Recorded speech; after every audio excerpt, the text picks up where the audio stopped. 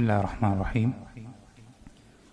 ഇന്നൽ ഹംദുലില്ലാഹ് വസ്സലാത്തു വസ്സലാമു അലാ റസൂലില്ലാഹ് വഅലാ ആലിഹി വസഹ്ബിഹി അജ്മഈൻ വമൻ ഇത്തബഅഹും ബിഇഹ്സാനിൻ ഇലാ യൗമിദ്ദീൻ. അമ്മാ ബഅദ്. അല്ലാഹു സുബ്ഹാനഹു വ തആലയുടെ വജ്ഹ് മാത്രം ഉദ്ദേശിച്ചുകൊണ്ട് സംസാരിക്കുവാനും കേൾക്കുവാനും റബ്ബ് സുബ്ഹാനഹു വ തആല നമ്മ ഓരോരുത്തരെയും സഹായിക്കുമാറാകട്ടെ. നമ്മളിന്നിവിടെ കൂടിയിരിക്കുന്നത് ദീനുൽ ഇസ്ലാമിലെ വളരെയധികം പ്രധാനപ്പെട്ട ഒരു അറിവിനെ സംബന്ധിച്ച്, അതിൻ്റെ പ്രാധാന്യത്തെ സംബന്ധിച്ചും അതിൽ അടങ്ങിയിട്ടുള്ള പ്രധാനപ്പെട്ട വിഷയങ്ങൾ അല്ലെങ്കിൽ മസാലകളെ സംബന്ധിച്ചൊക്കെ നമുക്ക് ഓരോരുത്തർക്കും ഓരോ സാധാരണക്കാർക്കും നമ്മൾ അതിനെ സംബന്ധിച്ചൊരു താല്പര്യം നമ്മുടെ മനസ്സിൽ ഉണ്ടാകുന്ന രൂപത്തിൽ, അതിനെ സംബന്ധിച്ച് ഏകദേശം ഒരു ധാരണ നമ്മുടെ മൈൻഡിൽ കിട്ടുന്ന രൂപത്തിൽ പഠിക്കാനും അല്ലെങ്കിൽ ചർച്ച ചെയ്യാനും ഏകദേശം ആ രൂപത്തിലുള്ള സംസാരം മാത്രം ഉദ്ദേശിക്കുന്നത്. അല്ലാഹു സുബ്ഹാനഹു വ തആല എന്ത് ചെയ്യട്ടെ, നമുക്ക് ഓരോരുത്തർക്കും ഇത്തരം സംസാരങ്ങളിലൂടെ ഇൽമിനോടും ഇൽമിന്റെ മജ്ലിസുകളോടും അത് പഠിക്കാനുള്ള താല്പര്യം റബ്ബ് സുബ്ഹാനഹു വ തആല നമ്മ ഓരോരുത്തർക്കും നൽകുമാറാവട്ടെ. ഉസൂൽ ഫിഖ് എന്നുള്ള വിഷയം, അത് ദീനുൽ ഇസ്ലാമിൽ അതിൻ്റെ പ്രത്യേകതകൾപ്പെട്ട അല്ലെങ്കിൽ അതിൻ്റെ മഫാഖിറുകൾപ്പെട്ട എന്നുവെച്ചാൽ നമുക്ക് അഭിമാനിക്കാൻ പറ്റുന്ന തരത്തിലുള്ള അറിവുകൾപ്പെട്ടൊരു അറിവാണ് ഉസൂൽ ഫിഖ് എന്ന അറിവ്. ഈ ഒരു അറിവ്, അതിൻ്റെ പ്രാധാന്യം എത്രത്തോളം ഉണ്ടെന്ന് നമുക്ക് ഒരുപാട് വിശദീകരിക്കുന്നതിനേക്കാളും വളരെ എളുപ്പത്തിൽ മനസ്സിലാകുന്ന രൂപത്തിൽ പറയുകയാണെങ്കിൽ, നമ്മൾക്കൊരു കോട്ട, ആ കോട്ട ഖുർആനും സുന്നത്തുമായ കോട്ടയാണ്. ശ്രദ്ധിക്കണേ, ഖുർആനും സുന്നത്തുമാകുന്ന കോട്ട. ആ കോട്ടയുടെ മതില്, അതിൻ്റെ അതിർവരമ്പ് അല്ലെങ്കിൽ അതിലേക്ക് പ്രവേശിക്കുന്നതിന് മുമ്പുള്ള ആ ഒരു തടസ്സം, കിടങ്ങ് എന്നൊക്കെ പറയുന്നത് പോലെ, അങ്ങനെ അതിലേക്ക് പ്രവേശിക്കുന്നതിന് മുമ്പ് വെച്ചാൽ അതിൻ്റെ ബൗണ്ടറിയാണെന്ത്, ഇജ്മാ എന്നുള്ളത്. എന്താണ് ഞാൻ പറഞ്ഞുതരാം. ഈ കോട്ടയുടെ അല്ലെങ്കിൽ ഈ കോട്ട മതിലിന്റെ വാതിലാണെന്ത്, ഉസൂലുൽ ഫിഖ് എന്നുള്ളത്. ഈ കോട്ട മതിലിന്റെ വാതിലാണ് ഉസൂലുൽ ഫിഖ് എന്നുള്ളത്. എന്ന് വെച്ചാൽ ഒരു കോട്ട അത് വളരെയധികം ശക്തിമത്തായ രൂപത്തിൽ കെട്ടിയിട്ടുണ്ട്, വളരെ ബലവത്തായ ഇഷ്ടികകൾ കൊണ്ടും എന്നുവെച്ചാൽ ഒന്നുകൊണ്ടും തകർക്കാൻ പറ്റാത്ത രൂപത്തിൽ ഒരു കോട്ട നിർമ്മിച്ചിട്ടുണ്ട്.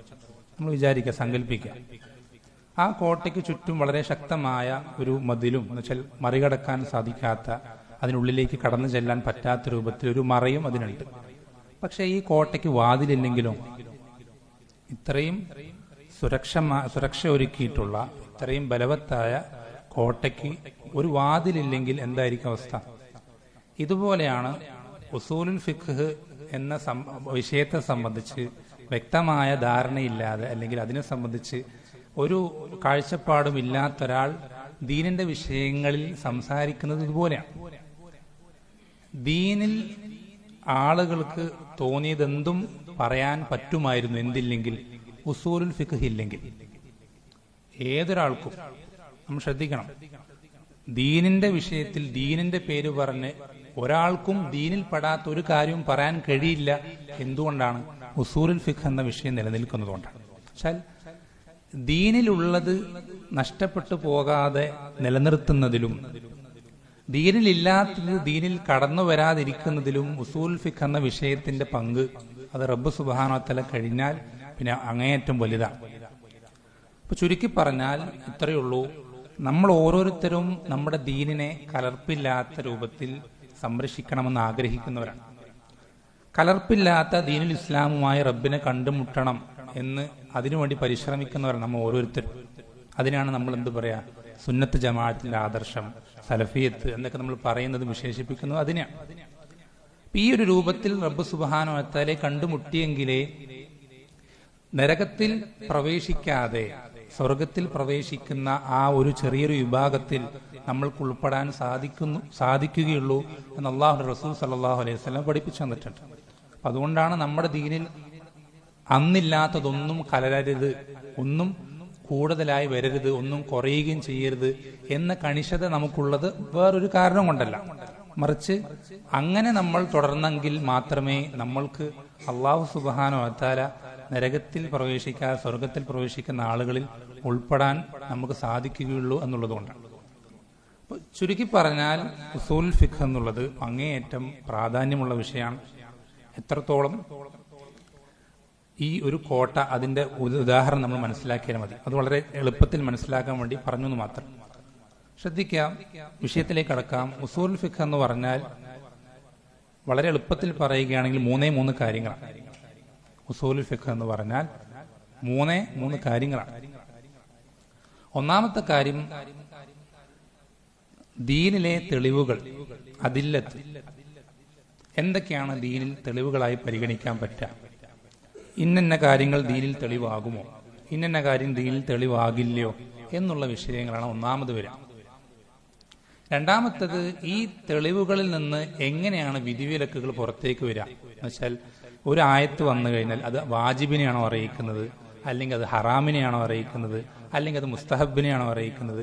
എങ്ങനെയാണ് നമുക്ക് ഈ ആയത്ത് നമുക്ക് എങ്ങനെയാണ് ആ വിധി മനസ്സിലാക്കാൻ സാധിക്കുക? ഇതാണ് അതിന്റെ രണ്ടാമത്തെ ഭാഗം ഉസൂൽ ഫിഖിന്റെ. മൂന്നാമത്തെ ഭാഗം, ഇങ്ങനെ ആരാണ് ദീനിന്റെ വിഷയങ്ങളിൽ ഖുർആനും സുന്നത്തും തെളിവ് പിടിച്ച് സംസാരിക്കേണ്ടത്? ആരാണ്? എല്ലാവർക്കും സംസാരിക്കാമോ എന്നുള്ള വിഷയം. ഈ മൂന്ന് കാര്യങ്ങൾ, ഇതാണ് ഉസൂൽ ഫിഖിന്റെ ചുരുക്കം. ഉസൂൽ ഫിഖ് എന്ന് പറഞ്ഞാൽ ചുരുക്കത്തിൽ ഇത്രയേ ഉള്ളൂ. ഞാൻ ഉദാഹരണം പറഞ്ഞാൽ കുറച്ചൊരു വ്യക്തം.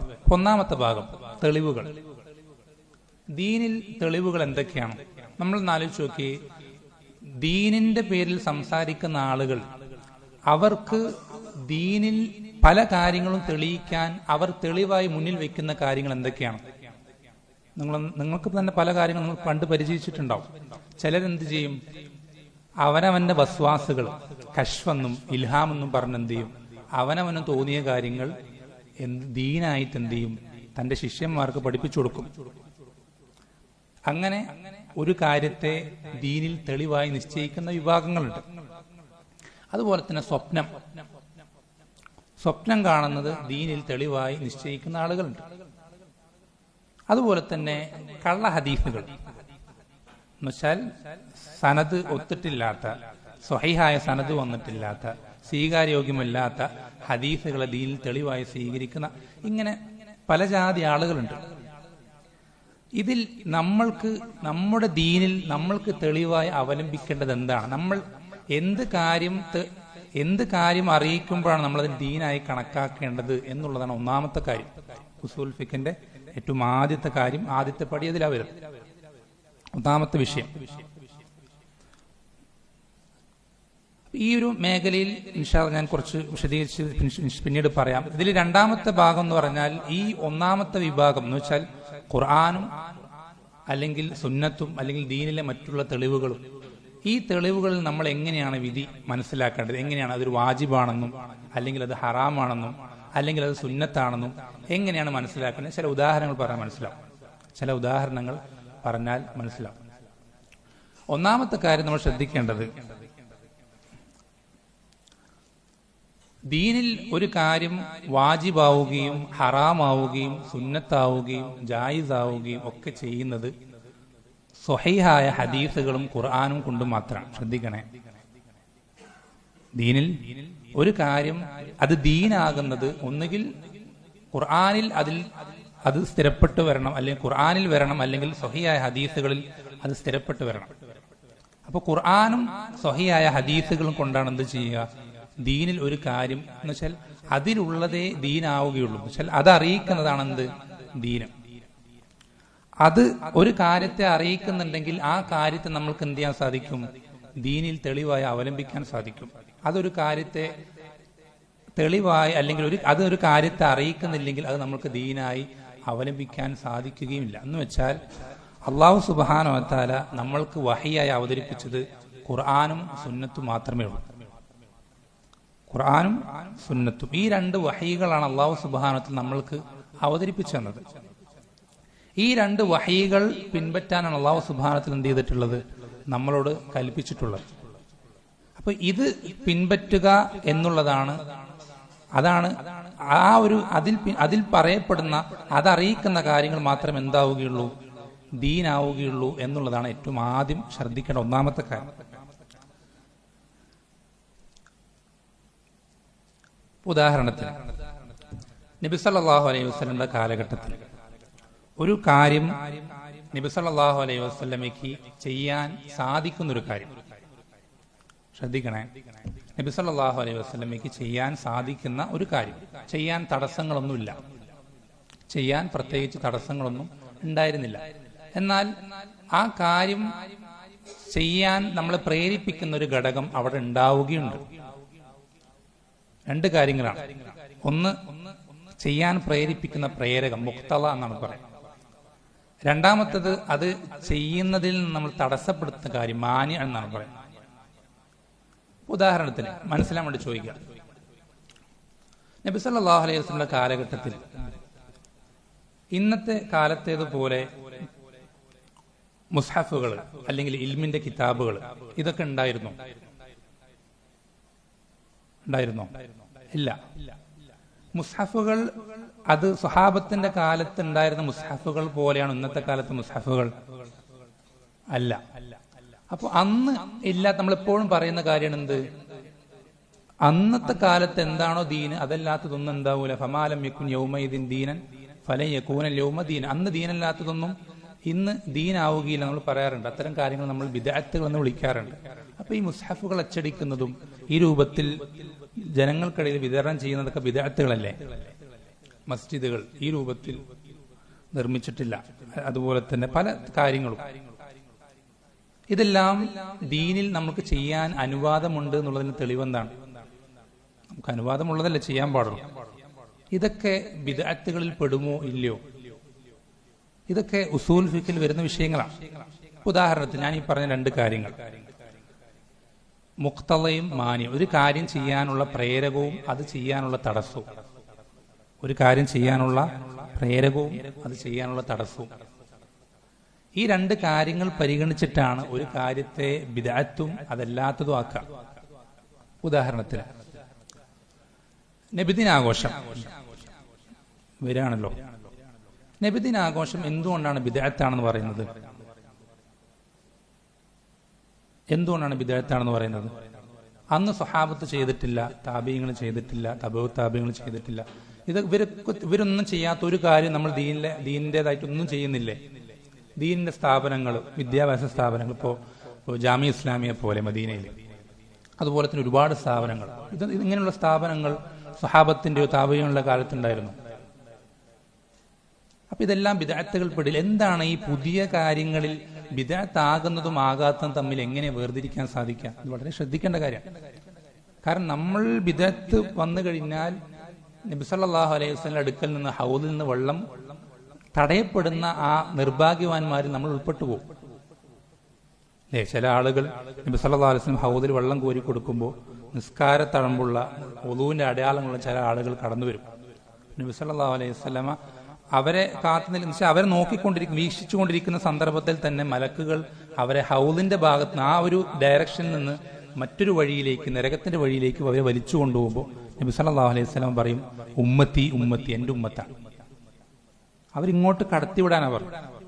അപ്പൊ മലക്കുകൾ പറയും, എന്താ, ഇന്നക ലാ തദ്രി മാ ഹദസു ബഅദക, താങ്കൾക്ക് ശേഷം അവർ ദീനിൽ എന്തൊക്കെയാണ് പുതുതായി ഉണ്ടാക്കിയതെന്ന് താങ്കൾക്ക് അറിയുകയില്ല റസൂലെ എന്നാണ് എന്ത് ചെയ്യുന്നത്.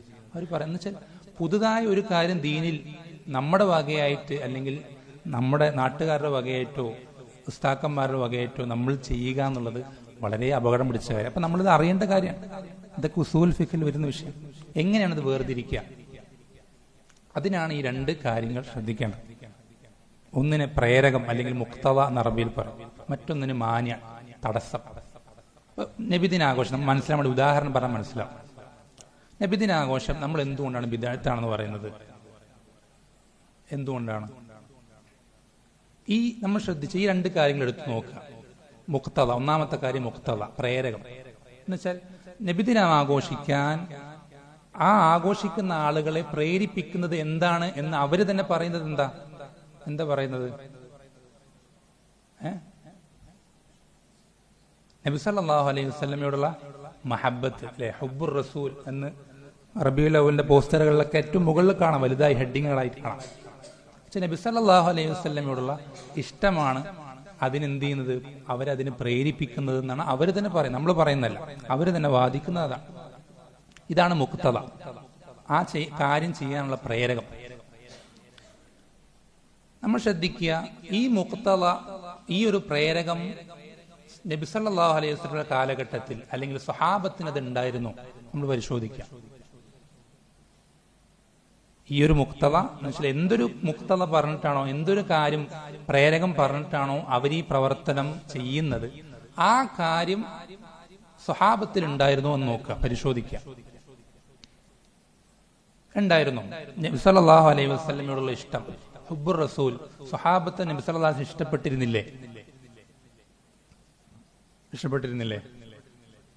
ഉറങ്ങാം, ഇഷ്ടപ്പെട്ടിരുന്നില്ലേ? അള്ളാഹുവിന്റെ റസൂൽ സല്ലല്ലാഹു അലൈഹി വസല്ലമയെ സ്വഹാബത്ത് ഇഷ്ടപ്പെട്ടതുപോലെ ഒരു കൗമും ഇഷ്ടപ്പെട്ടിട്ടില്ല. ഇനി ഒരു കൗമിനും ഇഷ്ടപ്പെടാൻ സാധിക്കില്ല. ഒരു കൗമിനും ഇഷ്ടപ്പെടാൻ വിശദീകരിക്കാന്ന് ഒരുപാട് പറയാനുണ്ട്. അത്രയധികം അള്ളാഹു സുബ്ഹാനഹു വ തആല പ്രത്യേകം എടുത്തു പറയുകയും അവരെ പ്രത്യേകം പുകഴ്ത്തുകയൊക്കെ ചെയ്ത സ്വഹാബത്ത് നബി സല്ലല്ലാഹു അലൈഹി വസല്ലമയെ ഏറ്റവും അധികം ഇഷ്ടപ്പെട്ടിരുന്ന അവരായിരുന്നു, സ്വഹാബത്തായിരുന്നു. അപ്പൊ ഈ മുഖ്തദ അവരിലുണ്ട്. എന്നുവെച്ചാൽ നബി സല്ലല്ലാഹു അലൈഹി വസല്ലമയോടുള്ള ഇഷ്ടം ആരിലുണ്ട്? സ്വഹാബത്തിലുണ്ട്. പിന്നെ അടുത്ത രണ്ടാമത്തെ കാര്യം എന്താ? മുഖ്തദ അല്ലാത്ത രണ്ടാമത്തെ കാര്യം എന്താ? മാനിഅ, തടസ്സം. എന്ന് വെച്ചാൽ ചെയ്യാൻ ഉള്ള തടസ്സം എന്ന് വെച്ചാൽ അവർക്ക് ഇന്ന് ആഘോഷിക്കുന്നത് പോലെ നബിദിനം ആഘോഷിക്കാൻ എന്തെങ്കിലും തടസ്സങ്ങൾ ഉണ്ടായിരുന്നോ സ്വഹാബത്തിന്? മക്ക കാലഘട്ടത്തിൽ പിന്നെ ഉണ്ടായിരുന്നു പറയാം, ഒരുപാട് മുശ്രിക്കീങ്ങളുടെ കീഴിലായിരുന്നു. എന്നാൽ മദീനത്തോ നബി സല്ലല്ലാഹു അലൈഹി വസല്ലം ഭരണത്തിന് കീഴിലാണ് അത്രയും വർഷക്കാലം അവർ ജീവിച്ചത്. ഏതെങ്കിലും ഒരു വർഷം, ഒരു റബീഉൽ അവ്വൽ നബി സല്ലല്ലാഹു അലൈഹി വസല്ലം ജീവിത കാലഘട്ടത്തിൽ അവരെന്തെങ്കിലും പ്രത്യേകമായി ഭക്ഷണം പാചകം ചെയ്യേ, അന്നദാനം നടത്തേ, റോട്ടിൽ എന്തെങ്കിലും പരിപാടികൾ, കലാപരിപാടി നടത്തേ, അങ്ങനെ എന്തെങ്കിലും ചെയ്തിരുന്നോ? അവർക്കതിന് എന്തെങ്കിലും തടസ്സങ്ങൾ ഉണ്ടായിരുന്നോ? ഇല്ല. അപ്പൊ ഇവിടെ മുഖ്തദയുണ്ട്, മാനിഅ ഇല്ലതാണ്. ശ്രദ്ധിക്കണേ, ഒരു കാര്യം ചെയ്യാനുള്ള മുഖ്തദയുണ്ട്, അതിനെന്തില്ല? മാനി അവിടെ ഇല്ല. അങ്ങനെ ഒരു കാര്യം നമ്മൾ ചെയ്തു കഴിഞ്ഞാൽ അത് ബിദ്അത്താവും. അങ്ങനൊരു കാര്യം നമ്മൾ ദീനിൽ ചെയ്തു കഴിഞ്ഞാൽ അത് ബിദ്അത്താവും. ഇനി ഇത് രണ്ടും വരാത്തൊരു കാര്യം, ഉദാഹരണത്തിന് മുസ്ഹഫിന്റെ വിഷയം തന്നെ എടുക്കാം. മുസ്ഹഫ് ആദ്യമായി ക്രോഡീകരിക്കപ്പെടുന്നത് നബി സല്ലല്ലാഹു അലൈഹി വസല്ലം കാലഘട്ടത്തിലാണോ? അല്ല. എന്തുകൊണ്ട് നബി സല്ലല്ലാഹു അലൈഹി വസല്ലം ചെയ്യാതിരുന്നത്? അബൂബക്കർ റളിയല്ലാഹു അൻഹു ആണ് ആദ്യമായി മുസ്ഹഫ് ക്രോഡീകരിച്ചത്. അപ്പൊ അബൂബക്കർ റളിയല്ലാഹു അൻഹു ബിദ്അത്ത് ചെയ്തതല്ലേ? അല്ലേ? അവിടെ നമ്മൾ പരിശോധിക്കേണ്ടത് ഇങ്ങനെയാണ്, മുഖ്തദയും മാനിഉം. അബൂബക്കർ റളിയല്ലാഹു അൻഹു നബി സല്ലല്ലാഹു അലൈഹി വസല്ലം ചെയ്യാത്തൊരു കാര്യം ചെയ്തിട്ടും അത് ബിദ്അത്താവാതിരുന്നത് നബി സല്ലല്ലാഹു അലൈഹി വസല്ലമയുടെ കാലഘട്ടത്തിൽ ഖുർആൻ ക്രോഡീകരിക്കാനുള്ള മുഖ്തദ, അതിനുള്ള പ്രേരകം ഉണ്ടായിരുന്നില്ല. എന്താണ് കാരണം? എല്ലാ ആളുകളും മനപ്പാടാക്കുക, എല്ലാ ആളുകളും അത് കൃത്യമായി മനപ്പാടമാക്കുന്ന ആളുകളാണ്. പിന്നെ എന്താ സംഭവിച്ചത്? മുഖ്തദ പിന്നീട് വരാനുള്ള കാരണം എന്താ? അബൂബക്കർ റളിയല്ലാഹു അൻഹുവിന്റെ കാലഘട്ടത്തിൽ പല യുദ്ധങ്ങളിലായിട്ട് ഖുർആൻ മനപ്പാടമാക്കിയിരുന്ന ഒരുപാട് ആളുകൾ വളരെ എണ്ണത്തിൽ കൂടുതൽ ഓരോ യുദ്ധങ്ങളിലും കൊല്ലപ്പെടുന്നത് ഉമർ റളിയല്ലാഹു അൻഹു ശ്രദ്ധയിൽപ്പെട്ടു. ഇങ്ങനെ ഖുർആൻ മനപ്പാടമാക്കിയിരുന്ന ആളുകൾ ഇങ്ങനെ കൊല്ലപ്പെട്ട് പോയി കഴിഞ്ഞാൽ എന്താ സംഭവിക്കുക? ഇതാണെങ്കിൽ ക്രോഡീകരിക്കപ്പെട്ടിട്ടുമില്ല. അപ്പോ മുസ്ഹഫും ഇല്ല, മനപ്പാടമാക്കിയ ആളുകളും ഇല്ല. എന്ത് നഷ്ടപ്പെട്ടു? ഖുർആൻ നഷ്ടപ്പെട്ടു പോകും. ഈ ഒരു മുഖ്തദ നബി സല്ലല്ലാഹു അലൈഹി വസല്ലം കാലഘട്ടത്തിൽ ഉണ്ടായിരുന്നോ? ഉണ്ടായിരുന്നില്ല. ഇത് പിന്നീട് വന്ന മുഖ്തദയാണ്. ശ്രദ്ധിക്കണേ, പിന്നീട് വന്ന മുഖ്തദയാണ്. അതുകൊണ്ട് ആ സമയത്ത് അത് ചെയ്തു കഴിഞ്ഞാൽ അതെന്താവൂല? അത് ബിദ്അത്താവുകയില്ല. ഉദാഹരണത്തിന് ഞാൻ കുറച്ചുകൂടി വ്യക്തമാകാൻ വേണ്ടി പറയാം. ഇപ്പോ അൽബാനി റഹിമഹുല്ലാ, മുഹമ്മദ് നാസിറുദ്ദീൻ അൽബാനി, അദ്ദേഹത്തിനെ പറ്റി ബിദ്അത്തുകാരനാണ്, അയാൾ പുത്തൻവാദക്കാരനാണ്, എന്താ മുൻഗാമികളൊന്നും ചെയ്യാത്ത കാര്യം എന്താണ്? ഹദീസ് ഗ്രന്ഥങ്ങളിൽ സ്വഹീഹിനെയും ദഈഫിനെയും വേർതിരിക്കാം. എല്ലാ ഹദീസ് ഗ്രന്ഥങ്ങളും രണ്ട് സ്വഹീൽ ബുഖാരി മുസ്ലിം മാറ്റി നിർത്തി കഴിഞ്ഞാൽ മിക്ക ഹദീസ് ഗ്രന്ഥങ്ങൾ അദ്ദേഹം എന്ത് ചെയ്തിട്ടുണ്ട്, രണ്ടിലെയും സ്വഹീഹിനെയും ദഈഫിനെയും ഒക്കെ വേർതിരിച്ച് മാറ്റി നിർത്തിയിട്ടുണ്ട്. ഇപ്പൊ അബൂദാവൂദ് ആണെങ്കിൽ സ്വഹീഹ് അബൂദാവൂദ് ഉണ്ട്, ദഈഫ് അബൂദാവൂദ് ഉണ്ട്. തിർമിദി അങ്ങനെ തന്നെ. ഓരോ ഹദീസ് ഗ്രന്ഥങ്ങൾ അദ്ദേഹം എന്ത് ചെയ്തിട്ടുണ്ട്, സ്വഹീഹിനെയും ദഈഫിനെയും രണ്ടിനെയും വേറെ വേറെ തന്നെ ആക്കിയിട്ടുണ്ട്. ഇത് സലഫുകൾ ചെയ്തിട്ടില്ല. ഇമാം അബൂദാവൂദ് അദ്ദേഹത്തിന്റെ ഹദീസ് ഗ്രന്ഥം എഴുതുമ്പോൾ രണ്ടിനും ചേർത്തിട്ട് എഴുതിയത്. അതുപോലെ തന്നെ ഇമാം തിർമിദിയും നസായി ഒക്കെ അവരൊക്കെ അങ്ങനെ തന്നെ ചെയ്തത്. അവരൊന്നും ചെയ്യാത്തൊരു കാര്യമാണ് ആര് ചെയ്യുന്നത്, അൽബാനി റഹിമഹുല്ലാഹ് കഴിഞ്ഞ നൂറ്റാണ്ടിൽ വന്ന ഒരാൾ ചെയ്യുന്നത്. അതായത് പുത്തനാശയല്ലേ, ബിദ്അത്തല്ലേ. എന്താ കാരണം? അന്നത്തെ കാലത്ത് ഇല്ലാത്ത മുഖ്തദ ഇന്നുണ്ട്. അന്നത്തെ കാലത്ത് ഇല്ലാത്ത മുഖ്തദ ഇന്നുണ്ട്. അന്നത്തെ കാലത്ത് എന്താ പറയാ, ഒരാൾക്ക് ഒരു സനദോട് കൂടി ഒരു ഹദീസ് എടുത്തു അത് ഗ്രന്ഥങ്ങൾ പരാമർശിച്ചു കഴിഞ്ഞാൽ അവർക്കതിന്റെ ബാധ്യത കഴിഞ്ഞു. കാരണം ആ സനദ് നോക്കിക്കഴിഞ്ഞാൽ ആളുകൾക്ക് മനസ്സിലാവും ഈ ഹദീസ് ദഈഫാണ്. അല്ലെങ്കിൽ ഏറ്റവും ചുരുങ്ങി ഇപ്പോൾ അബൂദാവൂദ് റഹിമഹുല്ലാഹ് അദ്ദേഹത്തിന്റെ മുഖദ്ദിമയിൽ അദ്ദേഹം കൊടുത്തിട്ടുണ്ട്, ഞാൻ എന്തെങ്കിലും പോരായ്മകളുടെ ഞാൻ പറയും, പോരായ്മകൾ ഇല്ലാത്തതിൽ ഞാൻ എന്ത് ചെയ്യും, മിണ്ടാതിരിക്കും. ഇങ്ങനെയുള്ള വിശദീകരണങ്ങളും അവരുടെ ഗ്രന്ഥം എഴുതുന്ന രീതികളൊന്നും ഇതൊന്നും ആർക്ക് മനസ്സിലാകാതായി.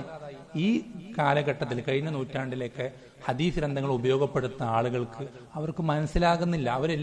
അവരെന്താ പറയാ, സിഹാഹു സിത്ത എന്ന് പറയാം. നമ്മുടെ നാട്ടിലൊക്കെ അങ്ങനെ പറയാം, സിഹാഹു സിത്ത എന്ന് പറയാം. സിഹാഹു സിത്ത എന്ന് പറഞ്ഞാൽ പൊതുവെ ഒരർത്ഥത്തിൽ പണ്ഡിതന്മാർ ഉപയോഗിക്കാറ്. പക്ഷെ നമ്മുടെ നാട്ടിൽ ഉപയോഗിക്കുന്നത് ആ 6 ഗ്രന്ഥങ്ങളുള്ളതെല്ലാം സ്വഹീഹാണെന്നുള്ള അർത്ഥത്തിലാണ്. അതിലുള്ളതെല്ലാം സ്വഹീഹാണെന്നുള്ള അർത്ഥത്തിലാണ്. അതിൽ സ്വഹീഹുണ്ട്, അല്ലാത്തതുണ്ട്, ഒക്കെ ഉണ്ട്. നമ്മൾ ശ്രദ്ധിക്കേണ്ടത് അന്ന് ആ മുഖ്തദ ഉണ്ടായിരുന്നില്ല, അതിന് പ്രേരിപ്പിക്കുന്ന കാര്യം ഉണ്ടായിരുന്നില്ല. അന്ന് സനദോടുകൂടി ഒരു ഹദീസ് കൊടുത്തു കഴിഞ്ഞാൽ അവർക്ക് മനസ്സിലാവും ഇത് നമുക്ക് അവലംബിക്കാൻ പറ്റുന്ന ഹദീസല്ല എന്ന്. ഏകദേശമുള്ള ആളുകൾക്ക് അന്നത്തെ കാലഘട്ടത്തിൽ പറ്റുന്നൊരു അവസ്ഥ ഉണ്ടായിരുന്നു. അന്ന് ഈ മുഖ്തദ ഉണ്ടായിരുന്നില്ല. ഇന്നത്തെ കാലഘട്ടത്തിലോ, ഇന്നത്തെ കാലത്ത് സനദ് എന്താണെന്നും മത്തിനെന്താണെന്നും തിരിച്ചറിയാൻ പറ്റാത്ത ആൾക്കാരാണ്.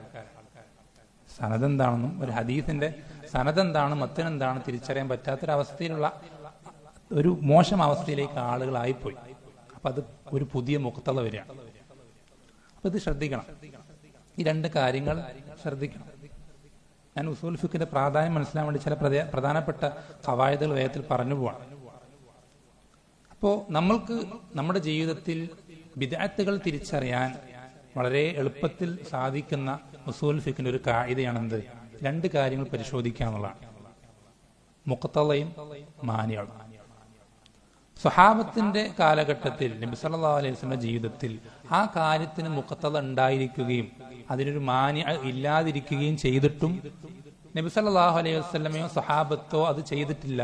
എന്നിട്ട് നമ്മളത് ചെയ്താൽ അത് ബിദ്അത്താവും. എന്നിട്ട് നമ്മളത് ചെയ്താൽ അത് ബിദ്അത്ത്. ശരിക്കും ശ്രദ്ധിക്കണം. ഒന്നുകൂടി പറയാം. നബി സല്ലല്ലാഹു അലൈഹി വസല്ലമയുടെ അധ്യാപനങ്ങളിൽ, നബി സല്ലല്ലാഹു അലൈഹി വസല്ലം പറഞ്ഞു കൊടുത്ത കാര്യങ്ങളിലോ സ്വഹാബത്ത് പ്രാക്ടിക്കലാക്കി നടപ്പിലാക്കിയ കാര്യങ്ങളിലോ ഒരു വിഷയത്തിന് മുഖ്തദ ഉണ്ടായിരിക്കുകയും മാനിഅ ഇല്ലാതിരിക്കുകയും എന്നിട്ടും അവരത് ചെയ്യാതിരിക്കുകയും ചെയ്താൽ പിന്നെ നമ്മളത് ചെയ്യുമ്പോൾ എന്താവും, അത് ബിദ്അത്താവും. പിന്നെ നമ്മളത് ചെയ്യുമ്പോൾ അത് ബിദ്അത്താവും. ഇപ്പോ മറ്റൊരു ഉദാഹരണം പറഞ്ഞാൽ കുറച്ചുകൂടി വ്യക്തമാകാൻ വേണ്ടിയിട്ട്, ഒരു കാര്യത്തിന് മുഖ്തദ ഉണ്ട് എന്നാൽ മാനിഅ ഉണ്ട്. ഉദാഹരണത്തിന് നമ്മളെപ്പോഴും കേൾക്കുന്നൊരു സംഭവമാണെന്ത്, ഉമർ റളിയല്ലാഹു അൻഹു അദ്ദേഹം റമദാനിലെ തറാവീഹിന് എന്ത് ചെയ്തു, ആളുകൾ പല ഇമാമിയങ്ങളായി നിസ്കരിക്കുന്ന ആളുകളെ ഒന്നിച്ചൊരു ഇമാമിന്റെ കീഴിലാക്കി മസ്ജിദിൽ തറാവീഹ് നിസ്കാര ജമാഅത്തായി അദ്ദേഹം ആരംഭിച്ചു. ഉമർ റളിയല്ലാഹു അൻഹുവിന്റെ കാലഘട്ടത്തിലാണ്. ഇത് നബി സല്ലല്ലാഹു അലൈഹി വസല്ലമ ചെയ്ത് നിർത്തിയ കാര്യമാണ്. പിന്നെ എങ്ങനെ ഉമർ റളിയല്ലാഹു അൻഹു തുടങ്ങുക, ബിദ്അത്താവൂലേ? ശ്രദ്ധിക്കണം. നബി സല്ലല്ലാഹു അലൈഹി വസല്ലം നിസ്കരിച്ചിരുന്നു, 3-4 ദിവസങ്ങൾ നിസ്കരിച്ചിരുന്നു. അത് നബി സല്ലല്ലാഹു അലൈഹി വസല്ലം നിസ്കരിച്ച് അത് നബി സല്ലല്ലാഹു അലൈഹി വസല്ലം പിന്നീട് അവസാനിപ്പിച്ചു. പിന്നെ ആ 4 ദിവസം നിസ്കരിച്ചല്ലാണ്ട് പിന്നെ നിസ്കരിച്ചിട്ടില്ല മരിക്കും വരെ. പിന്നെ ഉമർ റളിയല്ലാഹു അൻഹു എങ്ങനെയാണ് തുടങ്ങുക, വീണ്ടും എങ്ങനെ ആരംഭിക്കുക? അത് ബിദ്അത്താവൂലേ? ഇവിടെ നമ്മൾ ശ്രദ്ധിക്കേണ്ടത് ഇവിടെ മാനിഅന്റെ വിഷയമാണ്. നേരത്തെ പറഞ്ഞത് മുഖത്തന്റെ വിഷയമാണെങ്കിൽ ഇവിടെ മാനിഅന്റെ വിഷയം. ഇവിടെ എന്താണ് മാനിഅന്റെ വിഷയം? ഉമർ റളിയല്ലാഹു അൻഹു അല്ലെങ്കിൽ നബി സല്ലല്ലാഹു അലൈഹി വസല്ലമ അത് നിർത്തുമ്പോൾ അതിന് കാരണമായിട്ടൊരു വിഷയം പറഞ്ഞിരുന്നു. എന്താണ്? എന്താ പറഞ്ഞത്? നിർബന്ധമാക്കപ്പെടുമെന്ന് ഞാൻ ഭയപ്പെട്ടു. ശ്രദ്ധിക്കണേ, ഈ നിസ്കാരം നിങ്ങൾക്ക് റമദാനിലെ തറാവീഹ് നിസ്കാരം നിങ്ങൾക്ക് നിർബന്ധമാക്കപ്പെടുമെന്ന് ഞാൻ ഭയപ്പെട്ടു എന്ന് നബി സല്ലല്ലാഹു അലൈഹി വസല്ലം പറയുന്നു. നമ്മൾ ശ്രദ്ധിക്കേണ്ടത്, ഈ നബി സല്ലല്ലാഹു അലൈഹി വസല്ലമയുടെ മരണത്തോടുകൂടെ വഹി അവസാനിച്ചു. പിന്നെ വഹി ഇറങ്ങൂല. എന്നുവെച്ചാൽ അതിനു മുമ്പ് എന്താണോ നിർബന്ധമായിരുന്നു അതല്ലാണ്ട് പിന്നെന്താവൂല, ഒരു കാര്യം പുതുതായിട്ട് നിർബന്ധമാവൂല. എന്നുവെച്ചാൽ അവിടെ ആ മാനി അവസാനിച്ചു. എന്തോടുകൂടെ? നബി സല്ലല്ലാഹു അലൈഹി വസല്ലമയുടെ മരണത്തോടുകൂടെ. നബി സല്ലല്ലാഹു അലൈഹി വസല്ലമയുടെ മരണത്തോടുകൂടെ ആ മാനി എന്ത് ചെയ്തു? നീങ്ങി. അപ്പോൾ അവിടെ ആ പ്രവർത്തനം ചെയ്യുന്നത് എന്തല്ല, അത് ബിദ്അത്താവുകയില്ല. അപ്പോൾ ആ പ്രവർത്തനം ചെയ്യുന്നത് എന്താവൂല? ബിദ്അത്താവുകയില്ല. ഈ രണ്ട് കാര്യങ്ങൾ പഠിച്ചു വെക്കണം.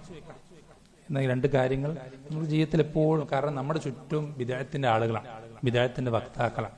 അവർ ഓരോ ദിവസവും ഓരോ ബിദ്അത്തുകളായി രംഗപ്രവേശനം ചെയ്ത് ബിദ്അത്തുകൾക്ക് അവസാനമൊന്നും ഉണ്ടാവില്ല. ഓരോ ദിവസവും ഓരോന്ന് പുതിയത് വന്നുകൊണ്ടേയിരിക്കും. സുന്നത്താണ് മാറാതെ നിലനിൽക്കുകയുള്ളൂ. സുന്നത്താണ് മാറാതെ എന്നും അതേപോലെ നിലനിൽക്കുകയുള്ളൂ. ബിദ്അത്തുകൾക്ക് യാതൊരു അവസാനം ഉണ്ടാവും. നമ്മൾ ഇതിൽ നിന്നൊക്കെ രക്ഷപ്പെടാൻ ഈ ഒരു അടിസ്ഥാനം, ഉസൂൽ ഫിഖിന്റെ അടിസ്ഥാനം നമ്മൾ ശ്രദ്ധിക്കേണ്ടതുണ്ട്. ഉസൂൽ ഫിഖിന്റെ അടിസ്ഥാനം നമ്മൾ ശ്രദ്ധിക്കേണ്ടതുണ്ട്.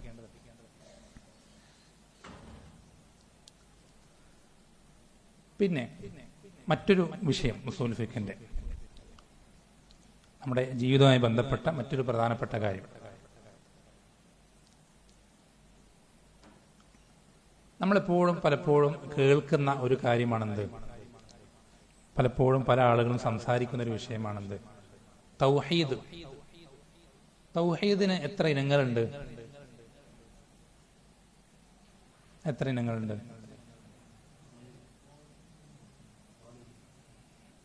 അത് ഏത് ആയത്തിൽ പറഞ്ഞിട്ടുള്ളത്? തൗഹീദിന് ഇത്ര ഇനങ്ങൾ ഏത് ആയത്തിലുള്ളത്? ഏത് ഹദീസിലുള്ളത്? ഏതെങ്കിലും ഒരു ആയത്തിൽ തൗഹീദ് ഇത്ര ഇനമാണ് എന്ന് പറഞ്ഞ ഏതെങ്കിലും ഒരു ആയത്തിൽ വന്നിട്ടുണ്ടോ? അല്ലെങ്കിൽ ഹദീസുകളിൽ വന്നിട്ടുണ്ടോ? പിന്നെ എങ്ങനെ നമ്മളത് പറയാം? ഇത് ഇബ്നു തൈമിയ്യയുടെ കണ്ടുപിടുത്തമല്ലേ? അല്ലേ? അല്ലെങ്കിൽ മുഹമ്മദ് അബ്ദുൽ വഹാബിന്റെ കണ്ടുപിടുത്തമല്ലേ? ഇതൊക്കെ ഉസൂൽ ഫിഖുമായി ബന്ധപ്പെട്ട കാര്യങ്ങളാണ്. പക്ഷെ നമ്മുടെ നിത്യജീവിതത്തിൽ നമ്മൾ വളരെയധികം ശ്രദ്ധിക്കേണ്ട, നമുക്ക് യഖീന് വേണ്ട പല കാര്യങ്ങളിലും ഉസൂൽ ഫിഖുമായിട്ട് വളരെയധികം ബന്ധപ്പെട്ട് കിടക്കുന്നുണ്ട്. ഇതെങ്ങനെ തെളിവാകുന്നത്? എന്താ അതിനുള്ള തെളിവെന്താ? എവിടെ പറഞ്ഞിട്ടുള്ളത്? ഇതിനെയാണ് ഉസൂൽ ഫിഖിൽ ഇസ്തിഖ്റാ അല്ലെങ്കിൽ തതബ്ബു എന്ന് പറയും. ഇസ്തിഖ്റാ അല്ലെങ്കിൽ തതബ്ബു എന്ന് പറയുന്നത് എന്ന് വെച്ചാൽ ഒരു വിഷയവുമായി ബന്ധപ്പെട്ട് വന്ന എല്ലാ തെളിവുകളും, ഖുർആന്റെ ആയത്തുകളാണെങ്കിലും സ്വഹീഹായ ഹദീസുകളാണെങ്കിലും, അതെല്ലാം ആ വിഷയത്തിൽ കഴിവുള്ള പണ്ഡിതന്മാർ ഒരൊറ്റ സ്ഥലത്തേക്ക് ചേർത്ത് കൊണ്ടുവരും. അതെല്ലാം നോക്കിയിട്ട് അതിൽ നിന്ന് എന്ത് ചെയ്യും? അതിന്റെ ഒരു ഖുലാസ, അതിന്റെ വിധി എന്ത് ചെയ്യും? പുറത്തേക്ക് എടുക്കും. അതിനാണ് ഇസ്തിഖ്റാ ചെയ്യാന്ന് പറയുന്നത്. ഉദാഹരണം നിങ്ങൾക്ക് മനസ്സിലാൻ വേണ്ടി പറയാം.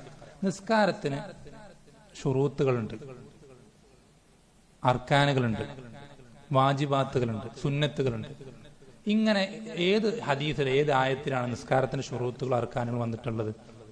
ഏതെങ്കിലും ഹദീസ് ഉണ്ടോ അങ്ങനെ? ഇന്നത് നിസ്കാരത്തിന്റെ ശുറൂത്തുകളാണ്, ഇന്നത് നിസ്കാരത്തിന്റെ അങ്ങനെ ഏതെങ്കിലും ഹദീസോ ആയത്തോ ഉണ്ടോ? ഇല്ല. പിന്നെ എങ്ങനെ നമ്മളത് പറയാം? ഈ തൗഹീദിന്റെ 3 ഇനം നിഷേധിക്കുന്നവർ പോലും എന്ത് ചെയ്യാറുണ്ട്? നിസ്കാരത്തിന് ശുറൂത്തുകളും അർക്കാനുകളും വാജിബാത്തുകളും സുന്നത്തുകൾക്ക് പഠിപ്പിച്ചു കൊടുക്കാറുണ്ട്. അതെങ്ങനെ കിട്ടിയത്? അങ്ങനെ തന്നെ ഇത് കിട്ടിയത്. അതെങ്ങനെയാണോ കിട്ടിയത് അങ്ങനെ തന്നെയാണ് എന്ത് ചെയ്തത്? ഇതും കിട്ടിയത്. അതുപോലെ തന്നെ മറ്റൊരു വിഷയമാണ് ലാ ഇലാഹ ഇല്ലല്ലാഹുവിന്റെ ശുറൂത്തുകൾ. ലാ ഇലാഹ ഇല്ലല്ലാഹുക്ക് എത്ര ശുറൂത്തുണ്ട്? എന്ന് വെച്ചാൽ ഉദാഹരണത്തിന് ഒരാൾ ലാ ഇലാഹ ഇല്ലല്ലാഹ് പറഞ്ഞു, അല്ലെങ്കിൽ അഷ്ഹദു അല്ലാ ഇലാഹ ഇല്ലല്ലാഹ് ഉച്ചരിച്ചു. എന്നുവെച്ചാൽ നമ്മുടെ നാട്ടിൽ പ്രത്യക്ഷത്തിൽ പറഞ്ഞാൽ ഒരാൾ മുസ്ലിമായി ഷഹാദത്ത് കലിമ ഉച്ചരിച്ചു. ഷഹാദത്ത് കലിമ ഉച്ചരിച്ച എല്ലാ ആളുകളും സ്വർഗത്ത് പോവും.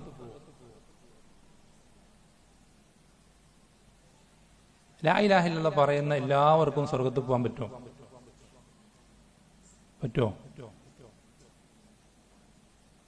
പറ്റും. നബി സല്ലല്ലാഹു അലൈഹി വസല്ലം കാലഘട്ടത്തിൽ നമുക്കറിയാം മുനാഫിക്കുകൾ എന്ന് പറയുന്ന ഒരു വിഭാഗം. അവരെ പറ്റി അള്ളാഹ് പറഞ്ഞെന്താ?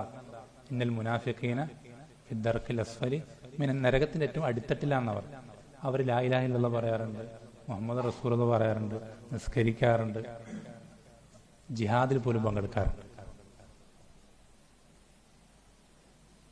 അപ്പൊ നാവ് കൊണ്ട് പറഞ്ഞാൽ മാത്രം പോരാ, ചില നിബന്ധനകൾ എന്തിനുണ്ട്? ലാ ഇലാഹ ഇല്ലല്ലാഹയുടെ ആളായിത്തീരാൻ അവിടെ ബാക്കിയുണ്ട് എന്ന് നമ്മളെ അറിയിക്കുന്നത് ഇങ്ങനെ, ഇതിനാണ് ഇസ്തിഖ്റ. അത് പല തെളിവുകളിലൂടെ വന്നിട്ടുള്ള വിഷയങ്ങളാണ്, പല തെളിവുകളിലായി വന്നിട്ടുള്ള. ഇങ്ങനെ ഒരു വിഷയത്തിലുള്ള എല്ലാ കാര്യങ്ങളും ചേർത്ത് വെച്ച് അതിൽ നിന്നൊരു വിധി കണ്ടെത്തുന്നതിന് ഇസ്തിഖ്റ ചെയ്യുക, തതബ്ബു ചെയ്യുക. നമ്മൾ ശ്രദ്ധിക്കേണ്ടത്, ഇതിനങ്ങനെ പ്രത്യേകം എടുത്തു പറയാനുള്ള കാരണം, ഇത് അഹ്ലുസുന്നത്തിന്റെ മാത്രം പ്രത്യേകതയാണ്. അഹ്ലുസുന്നത്തിന്റെ മാത്രം പ്രത്യേകത. ബിദ്അത്തിന്റെ കക്ഷികൾ ഒരിക്കലും എന്ത് ചെയ്യില്ല, ആ വിഷയത്തിലുള്ള എല്ലാ തെളിവുകളും ചേർത്ത് വെക്കുകയില്ല. എപ്പോഴും ശ്രദ്ധിക്കേണ്ട കാര്യം, ബിദ്അത്തിന്റെ കക്ഷികൾ അവരൊരിക്കലും ആ വിഷയത്തിലുള്ള എല്ലാ തെളിവുകൾക്കും യോജിച്ച നിലപാടാവൂല. അവർ ഏതെങ്കിലും ഒരു ആയത്തിനോ ഹദീസിനും എതിരായിട്ടുണ്ടാവും. ഏതെങ്കിലും ഒരു ആയത്തിനോ ഹദീസിനെതിരെ, ഒരൊറ്റ ആയത്തിനും ഒരൊറ്റ ഹദീസിനും ഒരു വിഷയത്തിൽ പോലും എതിരായിട്ടില്ല എന്ന് ഉറപ്പ് പറയാൻ അഹ്ലുസുന്നത്തി വൽ ജമാഅത്തിന് എല്ലാം സാധിക്കൂല.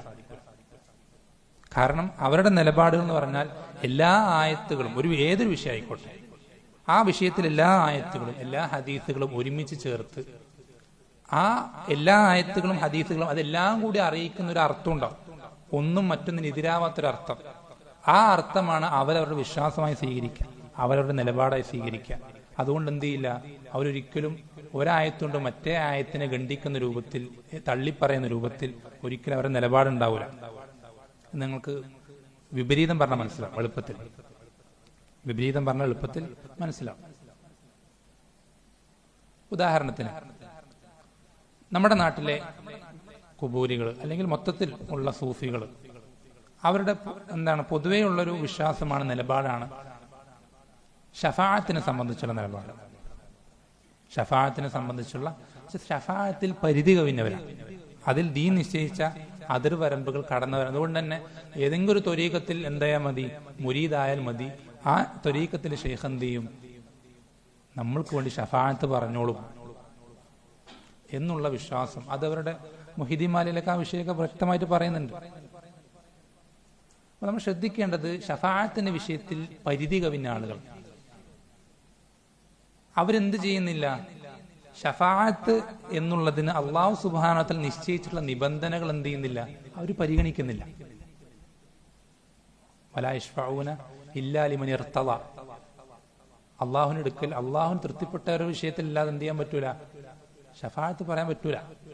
അതുപോലെ മൻ ദല്ലദീ യശ്ഫഉ ഇൻദഹു ഇല്ലാ ബിഇദ്നിഹി, അള്ളാഹുവിന് അനുമതി പ്രകാരം അല്ലാതെ എന്ത് ചെയ്യാൻ സാധിക്കില്ല, ഷഫാഅത്ത് പറയാൻ സാധിക്കില്ല.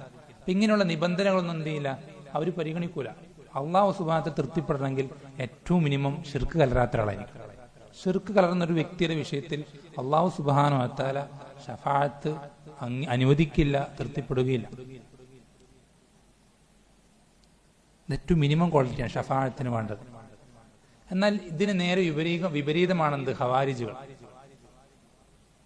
അവർ ഷഫാഅത്തിനെ നിഷേധിക്കുന്ന ആളാണ്. ഷഫാഅത്ത് തന്നില്ല, ഷഫാഅത്ത് എന്നല്ല. നമ്മൾ ശ്രദ്ധിക്കേണ്ടത്, ഞാനത് ഉദാഹരണമായിട്ട് പറഞ്ഞത്, ഈ രണ്ടു പേരുടെ നിലപാടുകളിലും എന്ത് ചെയ്യുന്നുണ്ട്, അവർ പല ആയത്തുകൾക്കും പല ഹദീത്തുകൾക്കും എതിരാകുന്നുണ്ട്. പല ആയത്തുകൾക്കും പല ഹദീത്തുകൾക്കും എതിരാകുന്നുണ്ട്. ഒരായത്തിനും ഒരു ഹദീസിനും എതിരാകാത്ത നിലപാടുകളാണ് അഹ്ലുസുന്നത്തിന്റെ നിലപാട്. നമ്മളിപ്പോഴും ശ്രദ്ധിക്കേണ്ട കാര്യം, നമ്മൾക്ക് ഏതെങ്കിലും ഒരു ആയത്തോ ഹദീസോ നമ്മുടെ അഹ്ലുസുന്നത്തിന്റെ നിലപാടിന് എതിരായി തോന്നുന്നുണ്ടെങ്കിൽ അത് നമ്മൾക്ക് ആയത്ത് മനസ്സിലാകാത്ത പ്രശ്നമാണ്. ശരിക്കും ശ്രദ്ധിക്കണേ, അഹ്ലുസുന്നത്തി വൽ ജമാഅത്തിന്റെ സ്വഹാബത്തിന്റെ വിശ്വാസം അല്ലെങ്കിൽ അവരുടെ നിലപാടുകൾ, ആ ഒരു നിലപാടിനോട് ഏതെങ്കിലും ഒരു ആയത്തോ ഹദീസോ എതിരായി നമ്മൾക്ക് തോന്നുന്നുണ്ടെങ്കിൽ അത് നമ്മുടെ പ്രശ്നമാണ്, നമ്മുടെ അറിവിന്റെ പ്രശ്നമാണ്, നമ്മുടെ അറിവിന്റെ കുറവാണ്. ഇബ്നു ഖുസൈമ റഹിമഹുല്ലാഹ് പറയാറുണ്ട്, അങ്ങനെ ആർക്കെങ്കിലും ലോകത്തിന്റെ ഏത് കോണിലുള്ള വ്യക്തിയാണെങ്കിലും അവൻ ഏതെങ്കിലും ഒരു ആയത്ത് മറ്റൊരു ആയത്തിനോട് എതിരാകുന്നതായിട്ടോ ഏതെങ്കിലും ഒരു ഹദീസ് മറ്റൊരു ഹദീസിനോട് എതിരാകുന്നതായിട്ടോ അവന് തോന്നുന്നുണ്ടെങ്കിൽ, അവന് സംശയം ഉണ്ടാകുന്നുണ്ടെങ്കിൽ എൻ്റെ അടുക്കൽ വന്നോളട്ടെ, ഞാൻ അവൻ എന്ത് ചെയ്യാം, അത് തമ്മിൽ ചേർത്ത് അതെങ്ങനെയാണ് മനസ്സിലാക്കേണ്ടത്, ദീനിൽ ശരിയായ നിലപാട് എന്താണ്, ഞാൻ അവർക്ക് പറഞ്ഞു കൊടുക്കാൻ അദ്ദേഹം പറയാറുണ്ട്. പക്ഷെ അങ്ങനെ ഒരു വൈരുദ്ധ്യം എന്ന് പറയുന്നത് ദീനിൽ ഇസ്ലാമിൽ കാണാൻ സാധിക്കില്ല. അല്ലാഹു സുബ്ഹാനഹു വ തആല ഫലാ യതദബ്ബറൂനൽ ഖുർആൻ വലൗ കാന മിൻ ഇൻദി ഗൈരില്ലാഹി ലവജദൂ ഫീഹി ഇഖ്തിലാഫൻ കസീറ. അല്ലാഹു ഖുർആനെ പറ്റി ചിന്തിക്കാൻ പറഞ്ഞിട്ട് അള്ളാഹ് ഖുർആന്റെ ഒരു പ്രത്യേകത എടുത്തു പറയുന്നത് എന്താ, ഇത് അള്ളാഹുവിന്റെ അടുക്കൽ നിന്നല്ലായിരുന്നെങ്കിൽ ഇതിൽ ഒരുപാട് വൈരുദ്ധ്യങ്ങൾ അവർക്ക് കാണാൻ സാധിച്ചതാണ്. അപ്പൊ അള്ളാഹിന്റെ അടുക്കൽ നിന്നായതുകൊണ്ട് ഒരിക്കലും എന്തുണ്ടാവില്ല, വൈരുദ്ധ്യങ്ങൾ ഉണ്ടാവില്ല, തമ്മിൽ ചേരായിക ഉണ്ടാവില്ല. അങ്ങനെ തമ്മിൽ ചേരായിക നമ്മൾക്ക് തോന്നുന്നുണ്ടെങ്കിൽ നമ്മുടെ അറിവില്ലായ്മയുടെ പ്രശ്നമാണ്, നമ്മുടെ അറിവില്ലായ്മയുടെ പ്രശ്നമാണ്. ഉദാഹരണത്തിന് മനസ്സിലാൻ വേണ്ടി ഒരു ഉദാഹരണം പറഞ്ഞുതരാം. അല്ലാഹു സുബ്ഹാനഹു വ തആല ഖുർആനിൽ പറയുന്ന ഒരു ആയത്താണ് എന്ത്, ഇന്നല്ലാഹ ലാ യഗ്ഫിറു അൻ യുശ്റക ബിഹി വയഗ്ഫിറു മാ ദൂന ദാലിക ലിമൻ യശാ. ഇന്നല്ലാഹ ലാ യഗ്ഫിറു അൻ യുശ്റക ബിഹി വയഗ്ഫിറു മാ ദൂന ദാലിക ലിമൻ യശാ. തീർച്ചയായും അല്ലാഹു സുബ്ഹാനഹു വ തആല അവനിൽ ശിർക്ക് വെക്കപ്പെടുന്നത് ഒരിക്കലും പുറത്തു കൊടുക്കില്ല. അതിന് താഴെയുള്ള അതല്ലാത്ത, അതിൽപ്പെടാത്ത, അതിനേക്കാൾ ഗൗരവം കുറഞ്ഞതൊക്കെ അള്ളാഹു എന്ത് ചെയ്തേക്കാം, അവൻ ഉദ്ദേശിക്കുന്നവർക്ക് പുറത്തു കൊടുത്തേക്കാം. ഉദ്ദേശിക്കുന്നവർക്ക് അവൻ എന്ത് ചെയ്യും, പുറത്തു കൊടുക്കും. ഈ ആയത്ത് വ്യക്തമാണ്. പക്ഷെ ഷിർക്ക് അള്ളാഹ് പൊറുക്കൂല. ഷിർക്കിനേക്കാൾ ഗൗരവം കുറഞ്ഞ മറ്റുള്ള തിന്മകൾ അള്ളാഹു ഉദ്ദേശിക്കുന്നവർക്ക് പൊറുക്കും, ഉദ്ദേശിക്കുന്നവർ ശിക്ഷിക്കും. ഇതാണ് ഈ ആയത്ത് വ്യക്തമാണ്. മറ്റൊരു ആയത്തിൽ അള്ളാഹു സുബ്ഹാനഹു വ തആല പറയുന്നത്, മൻ ഖതല മുഅ്മിനൻ മുതഅമ്മിദൻ ഫജസാഉഹു ജഹന്നമു ഖാലിദൻ ഫീഹാ. ശ്രദ്ധിക്കണേ, ഫജസാഉഹു ജഹന്നമു ഖാലിദൻ ഫീഹാ ആയത്താണ്.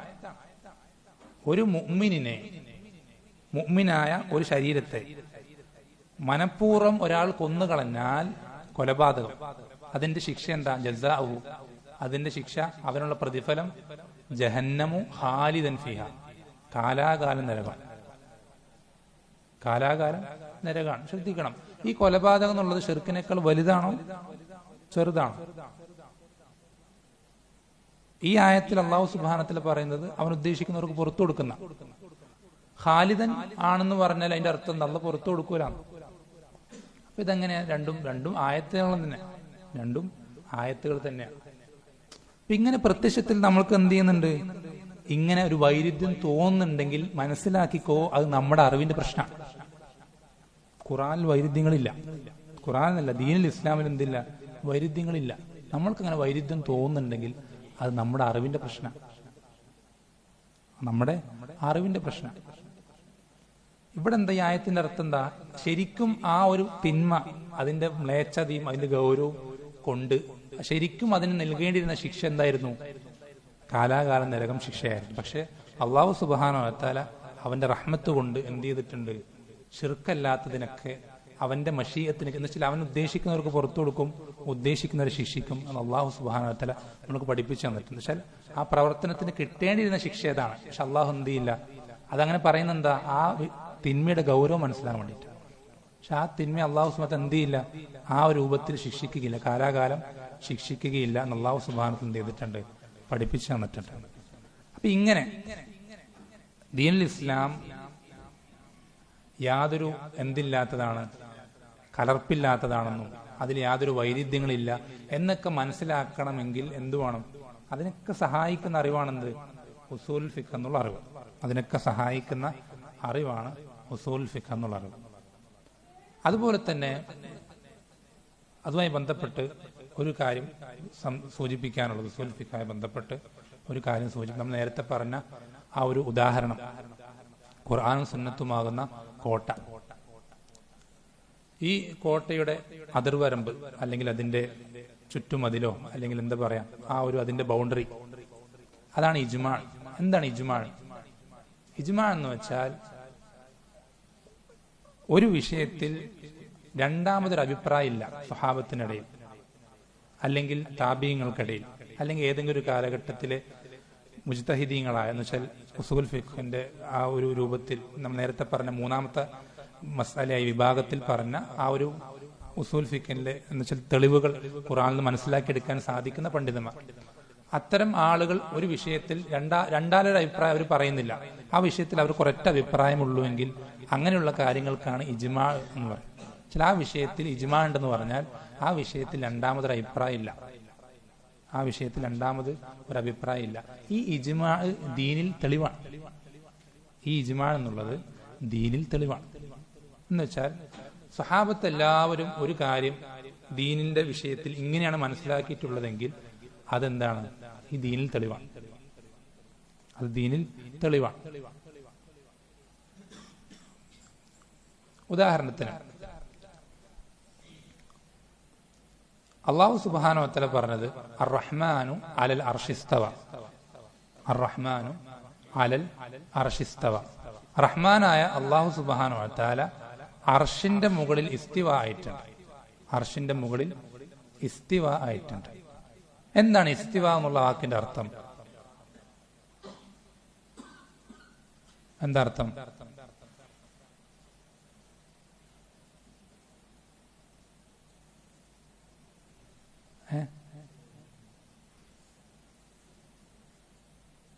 നമ്മുടെ നാട്ടിൽ എങ്ങനെ പറയാറ്? ഉപവിഷ്ടനായി. ഉപവിഷ്ടനായി പറഞ്ഞ എന്താ അർത്ഥം? ഇരുന്നു. പച്ച മലയാളത്തിൽ പറഞ്ഞാൽ ഉപവിഷ്ടനായി പറഞ്ഞാൽ എന്താ? ഇരുന്നു എന്നാ. സിംഹാസനസ്ഥനായി എന്നൊക്കെ പറയാറുണ്ട്. എന്ന് വെച്ചാൽ സിംഹാസനത്തിൽ ഇരുന്നു. ഇസ്തവ എന്നുള്ള വാക്ക് പദം അല എന്നുള്ളതിന്റെ കൂടെ ചേർന്ന് വന്നാൽ അത് ഉപരിയിലായി മുകളിലായി എന്നുള്ള അർത്ഥമാണെന്നുള്ളതിൽ ഇജ്മാ ഉണ്ട്. എന്ന് വെച്ചാൽ ആ വിഷയത്തിൽ അതിനങ്ങനെയാണ് അർത്ഥം. പക്ഷെ അല്ലാഹു സുബ്ഹാനഹു വ തആല അർശിന്റെ മുകളിലായി എന്നതാണ് ആയത്തിന്റെ അർത്ഥം എന്നുള്ളതിൽ സ്വഹാബത്തിനോ താബിങ്ങൾക്കിടയിൽ രണ്ടാമതൊരു അഭിപ്രായമില്ല. രണ്ടാമതൊരു അഭിപ്രായമില്ല. അപ്പൊ ഉപവിഷ്ടനായി എന്ന് പറയുന്നത് എന്താ? തെറ്റാണ്. സിംഹാസനസ്ഥനായി എന്ന് പറയുന്നത് തെറ്റാണ്. അള്ളാഹു അർശിന് ഉപരിയിലായി. അള്ളാഹു സുബ്ഹാനഹു വ തആല അർശിന് ഉപരിയിലായി എന്നാണ് അതിന്റെ അർത്ഥം. അങ്ങനെയാണ് അതിന്റെ അർത്ഥം എന്നുള്ളതിൽ എന്തുണ്ട്? അഭിപ്രായ വ്യത്യാസമില്ല. അതിനാണ് എന്തു പറയാ? ആ വിഷയത്തിൽ ഇജ്മാ ഉണ്ടെന്ന് പറയാം. ആ വിഷയത്തിൽ ഇജ്മാ ഉണ്ടെന്ന് പറയാം. ഈ ഇജ്മാ എന്താണ്? ദീനിൽ ഹുജ്ജത്താണ്, തെളിവാണ്. ദീനിൽ തെളിവാണ്. ഇജ്മാ തെളിവാണെന്നുള്ളതിന് തെളിവ് എന്താ? നമ്മൾ നേരത്തെ പറഞ്ഞു, എല്ലാത്തിനും തെളിവ് വഹയാണ്, ഖുർആനും സ്വഹിയായ ഹദീസുകളാണ്. ഇജ്മാ തെളിവാണ് നമുക്ക് പറയണമെങ്കിൽ അതെന്തറിയാം? അത് തെളിവാണെന്ന് അറിയിക്കുന്ന തെളിവ് എന്തിൽ വേണം? ഖുർആനിലോ ഹദീസിലോ വേണം. ഖുർആനിലോ ഹദീസിലോ വേണം. ഖുർആനിൽ എന്താ തെളിവുള്ളത്? ഇമാം ഷാഫി റഹിമഹുല്ലാഹ് തെളിവ് പിടിക്കുന്ന ഇസ്തിദ്ലാൽ ചെയ്യുന്നത്, തെളിവ് പറയുന്നത് ഇങ്ങനെയാണ്. എന്താണ്? അല്ലാഹു സുബ്ഹാനഹു വ തആല പറഞ്ഞു, ഫഇൻ തനാസഅതും ഫീ ഷൈഇൻ ഫറുദ്ദൂഹു ഇലല്ലാഹി വറസൂൽ. ഫഇൻ തനാസഅതും ഫീ ഷൈഇൻ ഫറുദ്ദൂഹു ഇലല്ലാഹി വറസൂൽ. അല്ലാഹു സുബ്ഹാനഹു വ തആല സ്വഹാബത്തിനോട് കൽപ്പിക്കുകയാണ്. ശ്രദ്ധിക്കണേ, അല്ലാഹു സുബ്ഹാനഹു വ തആല സ്വഹാബത്തിനോട് കൽപ്പിക്കുകയാണ്, നിങ്ങൾ ഒരു വിഷയത്തിൽ പരസ്പരം അഭിപ്രായ വ്യത്യാസത്തിലായി കഴിഞ്ഞാൽ എന്തു ചെയ്യണം? അത് അള്ളാഹുലേക്കും റസൂലിലേക്കും മടക്കണം. ഇതിലെവിടെ ഇജ്മാഇന്റെ തെളിവോടെ? അതാണ് ഇമാം ഷാഫി റഹിമഹുല്ലാഹ് പറയുന്നത്. അഭിപ്രായ വ്യത്യാസത്തിലായാൽ ആണ് എന്ത് പറഞ്ഞത്? ഖുർആനിലേക്കും സുന്നത്തിലേക്കും മടക്കാൻ കൽപ്പിച്ചത്. അതിന്റെ അർത്ഥം എന്താ? അഭിപ്രായ വ്യത്യാസത്തിലാകാത്ത കാര്യങ്ങളിൽ അള്ളാഹുവിന് തൃപ്തിയുണ്ട് എന്നുള്ളത് ഈ ആയത്ത് വ്യക്തമായി അറിയിക്കുന്നുണ്ട്. ആ അഭിപ്രായ വ്യത്യാസമാകാത്ത കാര്യങ്ങൾക്കാണ് എന്ത് പറയാ? ഇജ്മാ എന്ന് പറയാം. അതുപോലെ തന്നെ ഹദീസുകൾ വ്യക്തമായി വന്നിട്ടുണ്ട്, ലാ തസാലു ത്വായിഫത്തും മിൻ ഉമ്മത്തി ളാഹിരീന അലൽ ഹഖ്. എന്റെ ഈ ഉമ്മത്തിൽ ഒരു വിഭാഗം എപ്പോഴും എന്തുണ്ടാവും? ഹക്കിലായിക്കൊണ്ട്. ആരൊക്കെ ഹക്കും തെറ്റിപ്പോലും എങ്ങനെയൊക്കെ പോലും ഒരു വിഭാഗം എപ്പോഴും ഹക്കിലായിക്കൊണ്ടുണ്ടാവും. അപ്പൊ എല്ലാവരും ഒരു കാര്യത്തിൽ യോജിക്കാന്ന് പറയുമ്പോൾ ഈ ഹക്കിന്റെ ആളുകൾ എന്ത് ചെയ്യണം? അതിൽ യോജിക്കണം. എല്ലാവരും ഒരു കാര്യത്തിൽ യോജിക്കാന്ന് പറയുമ്പോൾ ഈ ഹക്കിന്റെ ആളുകൾ എന്ത് ചെയ്യണം? അതിൽ യോജിക്കണം. അപ്പൊ എല്ലാവരും ഒരു കാര്യത്തിൽ യോജിച്ചു എന്ന് പറഞ്ഞാൽ ഈ ഹക്കിന്റെ ആളുകൾ എന്ത് ചെയ്തിട്ടുണ്ട്? അതിൽ യോജിച്ചിട്ടുണ്ട് എന്നുള്ളതാണ്. അപ്പൊ അതെന്തായാലും ഒരിക്കലും ഹക്കല്ലാതെ ആവുകയില്ല. അതൊരിക്കലും ഹക്കല്ലാതെ ആവുകയില്ല. ഈ ഇജ്മാ ഇതിന്റെ പുറത്തേക്ക് നമ്മൾ പറഞ്ഞു, ഇത് ഈ കോർട്ടിന്റെ ബൗണ്ടറിയാണ്. ഇതിന് പുറത്തേക്ക് ഒരാൾ കടന്നു കഴിഞ്ഞാൽ അവൻ ഖുർആന്റെയും സുന്നത്തിന്റെയും ആ ഒരു ബലമായ കോട്ടന്റെ സംരക്ഷണത്തിൽ നിന്ന് പുറത്തു കടന്നു. ശ്രദ്ധിക്കണം, ചുറ്റും ശത്രുക്കളുള്ളൊരവസ്ഥയിൽ ഒരു കോട്ട, ശത്രുക്കളാൽ ചുറ്റപ്പെട്ടിരിക്കുകയാണ്, അവരുടെ കയ്യിൽ എല്ലാവിധ ആയുധങ്ങളുണ്ട്. അങ്ങനെ ഒരു സന്ദർഭത്തിൽ ബലവത്തായ കോട്ടൻ ആ കോട്ടയ്ക്കുള്ളിൽ കയറിയാൽ ഒരു സംരക്ഷിക്കപ്പെട്ടു. അവൻ ആ കോട്ടന്റെ പുറത്ത് കടന്നു കഴിഞ്ഞാൽ കോട്ടന്റെ പുറത്ത് കിടന്നാൽ പിന്നെയും പ്രശ്നമില്ല.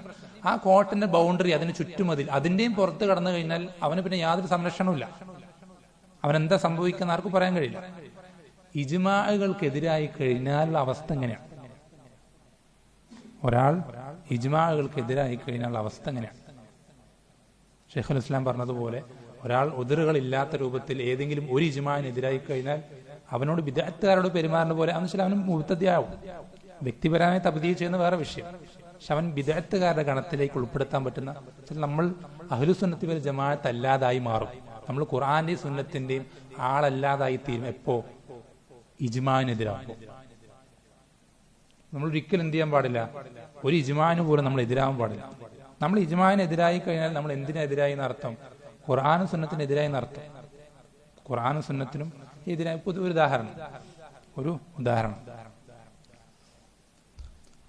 മുഹമ്മദ് സല്ലല്ലാഹു അലൈഹി വസല്ലം, നമ്മുടെ റസൂൽ സല്ലല്ലാഹു അലൈഹി വസല്ലം, അദ്ദേഹത്തിന്റെ റിസാലത്ത് അല്ലെ, മുഹമ്മദുൻ റസൂലുള്ളാഹ് അല്ലെ, അള്ളാഹുവിന്റെ റസൂലാണെന്നാണ് നമ്മൾ എന്ത് ചെയ്യുക? ഷഹാദത്തിൽ ഉച്ചരിക്കുക.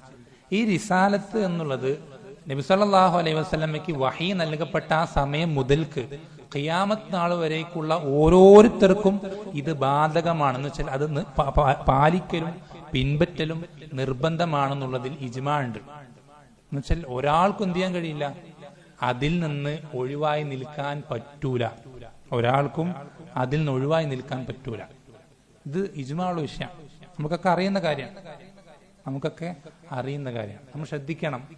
മറ്റൊരു ഇജ്മാ കൂടെ ഉണ്ട്. ഞാൻ ശ്രദ്ധിക്കണേ, ഇതിന്റെ കൂടെ ചേർത്ത് വായിക്കേണ്ട മറ്റൊരു ഇജ്മാ കൂടെ ഉണ്ട്.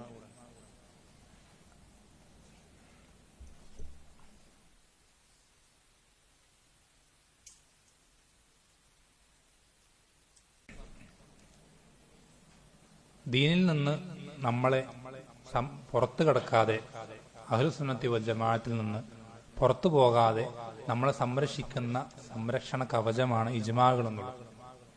ഒരു വിഷയത്തിൽ ഇജ്മാ ഉണ്ടെന്ന് പറഞ്ഞാൽ നമുക്ക് പിന്നെ അതല്ലാത്ത ഒരു നിലപാട് ഒരിക്കലും സ്വീകരിക്കാൻ പാടില്ല. ഒരു വിഷയത്തിൽ സ്വീകരിച്ചു കഴിഞ്ഞാൽ നമ്മൾ അഹ്ലുസുന്നത്തി വൽ ജമാഅത്തിൽ എന്ത് ചെയ്യും? പുറത്തു പോകുന്ന അത്രയും അപകടം പിടിച്ചൊരു വിഷയമാണ്. ആ ദുനിയാവിലെ ആഖിറത്തിലും നമുക്ക് ഒരുപാട് അപകടങ്ങൾ നമ്മളതിനെ കൊണ്ടുചെന്ന് എത്തിക്കും. വളരെ ഗൗരവമുള്ള വിഷയമാണ് ഇജ്മാഅുകൾക്കെതിരാവുക എന്നുള്ളത്. പറഞ്ഞു വന്നത്, ഇത് ഈ നേരത്തെ പറഞ്ഞ അള്ളാഹു റസൂൽ സല്ലല്ലാഹു അലൈഹി വസല്ലമയോടുള്ള അദ്ദേഹത്തിന്റെ റിസാലത്ത് അതെല്ലാവരിലേക്കും എത്തും, ബാധിക്കും. എന്ന് വെച്ചാൽ അദ്ദേഹം റസൂലാ നിശ്ചയിക്കപ്പെട്ട ആ സമയം മുതൽ, ആ ദിവസം മുതൽ ഖിയാമത്ത് നാൾ വരേക്കുള്ള ഓരോരുത്തർക്കും നബി സല്ലല്ലാഹു അലൈഹി വസല്ലമയെ പിൻപറ്റിയിട്ടല്ലാതെ സ്വർഗത്ത് പോവാൻ പറ്റൂല. ഇത് ഇജ്മാ ഉള്ള വിഷയം. ഇതിനോട് ചേർത്ത് വരേണ്ട ഒരു ഇജ്മാ ആണെന്ന് സൂചിപ്പിക്കാൻ വന്നത്. ആർക്കെങ്കിലും ഒരാൾക്ക്, ശ്രദ്ധിക്കണേ, നമ്മളൊരു വിശ്വസിക്കുകയാണ് ഏതെങ്കിലും ഒരു വ്യക്തിക്ക് അള്ളാഹുവിന്റെ എന്നുവെച്ചാൽ മുഹമ്മദ് സല്ലല്ലാഹു അലൈഹി വസല്ലമയെ പിൻപറ്റേണ്ടതില്ല. ശ്രദ്ധിക്കണം. നമ്മൾ ഒരു കാര്യം ചെയ്യുന്നില്ല, ഒരു ഹറാമ് ചെയ്യുകയോ വാജിബോ നമ്മളൊന്നും ചെയ്യുന്നില്ല. പക്ഷെ നമ്മൾ വിശ്വസിക്കുകയാണ് ഒരാൾക്ക്, അയാൾ ഇന്ന വലിയൊരു വ്യക്തിയാണ്, വലിയ സ്ഥാനമുള്ള ഒരാളാണ്, അയാൾക്ക് എന്ത് ചെയ്യേണ്ടതില്ല? നബി സല്ലല്ലാഹു അലൈഹി വസല്ലമയെ പിൻപറ്റേണ്ടതില്ല എന്ന് വിശ്വസിച്ചാൽ നമ്മൾ കാഫിറാവും. അത് ഇജ്മാ ഉള്ള വിഷയം. നമ്മളൊന്നും ചെയ്തിട്ടില്ല, നമ്മളൊന്നും ഒഴിവാക്കിയിട്ടില്ല. പക്ഷെ അങ്ങനെ വിശ്വസിച്ചാൽ അത് കുഫ്റാണെന്നുള്ളത് എന്തുണ്ട്? അതിൽ ഇജ്മാ ഉണ്ട്. അല്ലെ? പല എന്താ പറയാ, നമ്മുടെ നാട്ടിലെ പല തങ്ങന്മാരാണെങ്കിലും ഔലിയാക്കന്മാരാണെന്ന് പറയുന്ന പല ആളുകൾ, അവരുടെയൊക്കെ അവസ്ഥ എന്താ? അവരുടെ മുരീദന്മാര് ഷെയ്ഖന്മാരുടെ, തങ്ങളുടെ ഷെയ്ഖന്മാരുടെ മദ്ഹായിക്കൊണ്ട് അവരുടെ മദ്ഹ് ഗ്രന്ഥങ്ങളിൽ എഴുതാറുള്ള, പരസ്യമായി പ്രചരിപ്പിക്കാറുള്ള കാര്യങ്ങളാണെന്ത്? അതിൽപ്പെട്ട ഒരു കാര്യമാണെന്ത്? ഉദാഹരണത്തിന് പറയാം, ഞങ്ങളുടെ ഷെയ്ഖുന, മടവൂർ ഷെയ്ഖുന CM, അദ്ദേഹം റമദാനിൽ നോമ്പെടുക്കാറുണ്ടായിരുന്നില്ല എന്ന് മാത്രമല്ല, റമദാനിലെ നോമ്പെടുക്കാറുണ്ടായിരുന്നില്ല എന്ന് മാത്രമല്ല, നോമ്പെടുക്കുന്നവരെന്ത് ചെയ്യാറുണ്ട്? നോമ്പ് മുറിപ്പിക്കാറുണ്ട്. ഇത് നമ്മൾ ശ്രദ്ധിക്കുന്നത്. അവരൊരു മോശപ്പെട്ടൊരു കാര്യമായിട്ടല്ല അവർ പറയാം, അവർ മദ്ഹായിട്ട്. എന്തുകൊണ്ട് അവർ മദ്ഹായിട്ട് ഇത് കണക്കാക്കാൻ കാരണം? അവര് വിചാരിക്കുന്നത്, വിശ്വസിക്കുന്നത് മടവൂരിന് എന്ത് പറ്റും? നബി സല്ലല്ലാഹു അലൈഹി വസല്ലമയുടെ വിധിവിലക്കുകൾ പിൻപറ്റേണ്ടതില്ല. കാരണം മടവൂര് ഷെയ്ഖാണ്, വലിയാണ്. അവര് തെളിവും പറയും, ആയത്തുകളും ഹദീസുകളൊക്കെ പറയുകയും ചെയ്യും. നമ്മൾ ശ്രദ്ധിക്കേണ്ടത് അങ്ങനെ വിശ്വസിച്ചാൽ അത് കുഫ്റാണ്. ആ വിശ്വസിക്കുന്നവൻ, ആ വ്യക്തിയുടെ CM-ന്റെ വിഷയം ഞാൻ പറയാം, അങ്ങനെ വിശ്വസിക്കുന്നവൻ കാഫിറായി. അതിൽ ഇജ്മാ ഉണ്ട്.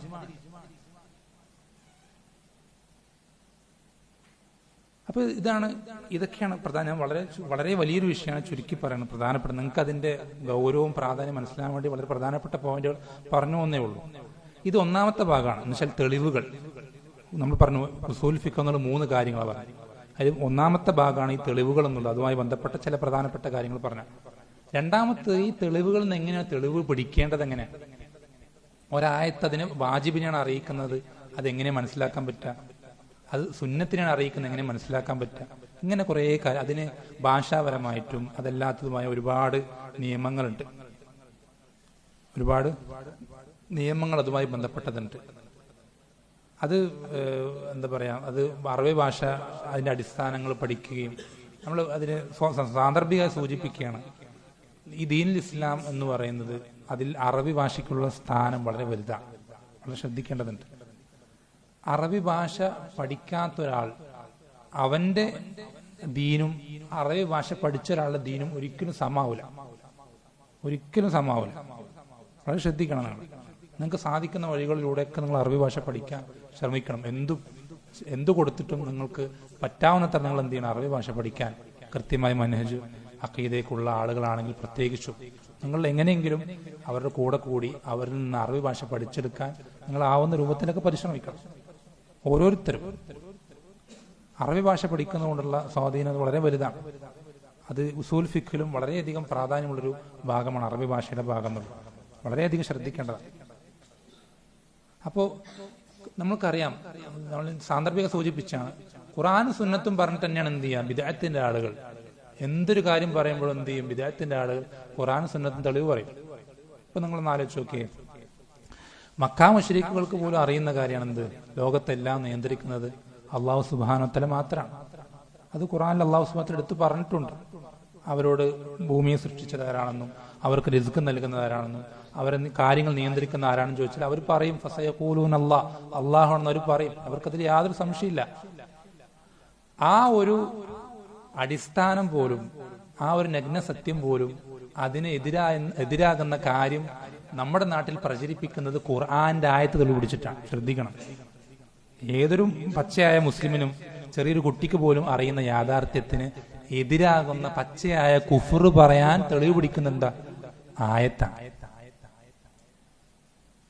അപ്പോ നമുക്ക് ഖുർആൻ സുന്നത്തിൽ നിന്ന് നമുക്ക് തോന്നിയതുപോലെ നമുക്ക് മനസ്സിലായതുപോലെയൊക്കെ ചില ആളുകൾ പറയാറുണ്ട്, സ്വഹാബത്ത് മനസ്സിലാക്കി പോലും മനസ്സിലാക്കണമെന്നില്ല, സ്വഹാബത്ത് മനുഷ്യന്മാരാണ്, നമ്മൾ മനുഷ്യന്മാരാണ്, അപ്പൊ അവർക്ക് പറ്റിയതുപോലെ മനസ്സിലാക്കി, നമുക്ക് നമ്മുടെ ഇന്നത്തെ കാലഘട്ടത്തിന് യോജിച്ച പോലെ അങ്ങനെയൊക്കെ പറയുന്ന ആളുകളുണ്ട്. അതൊക്കെ വലിയ അബദ്ധമാണ്. ഖുർആൻ സുന്നത്തും എങ്ങനെയാണോ മനസ്സിലാക്കേണ്ടത് അങ്ങനെ മനസ്സിലാക്കിയിട്ടില്ലെങ്കിൽ നമ്മൾ ശ്രദ്ധിക്കണം.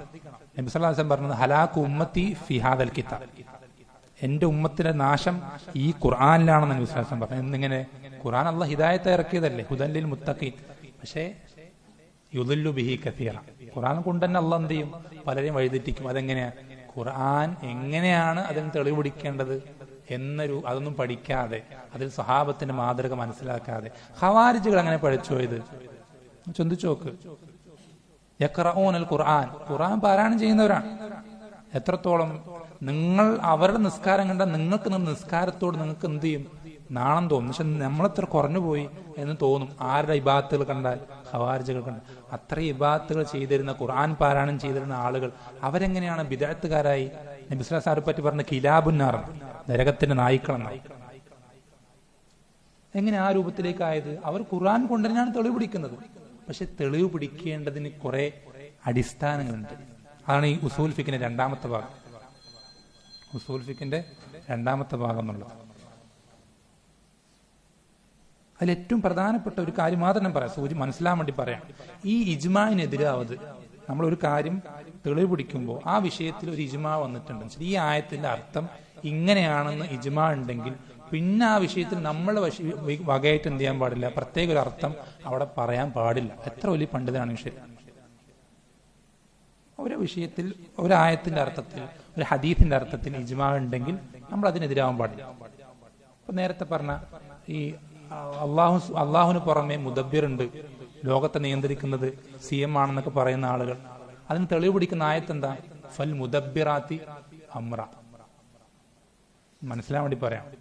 ഫൽ മുദബ്ബിറാത്തി അമ്ര. ഈ ആയത്തിന്റെ അർത്ഥം എന്താ? നേർക്ക് നേരെ നോക്കിയ എന്താ അർത്ഥം? കാര്യങ്ങൾ നിയന്ത്രിക്കുന്നവ ബഹുവചനാണ്. മുദബ്ബിറാത്ത് എന്ന് പറഞ്ഞാൽ ബഹുവചനാണ്. അപ്പൊ ഒന്നിലധികം ഉണ്ട്. കാര്യങ്ങൾ എന്ന് പറഞ്ഞാൽ എല്ലാ കാര്യങ്ങളും.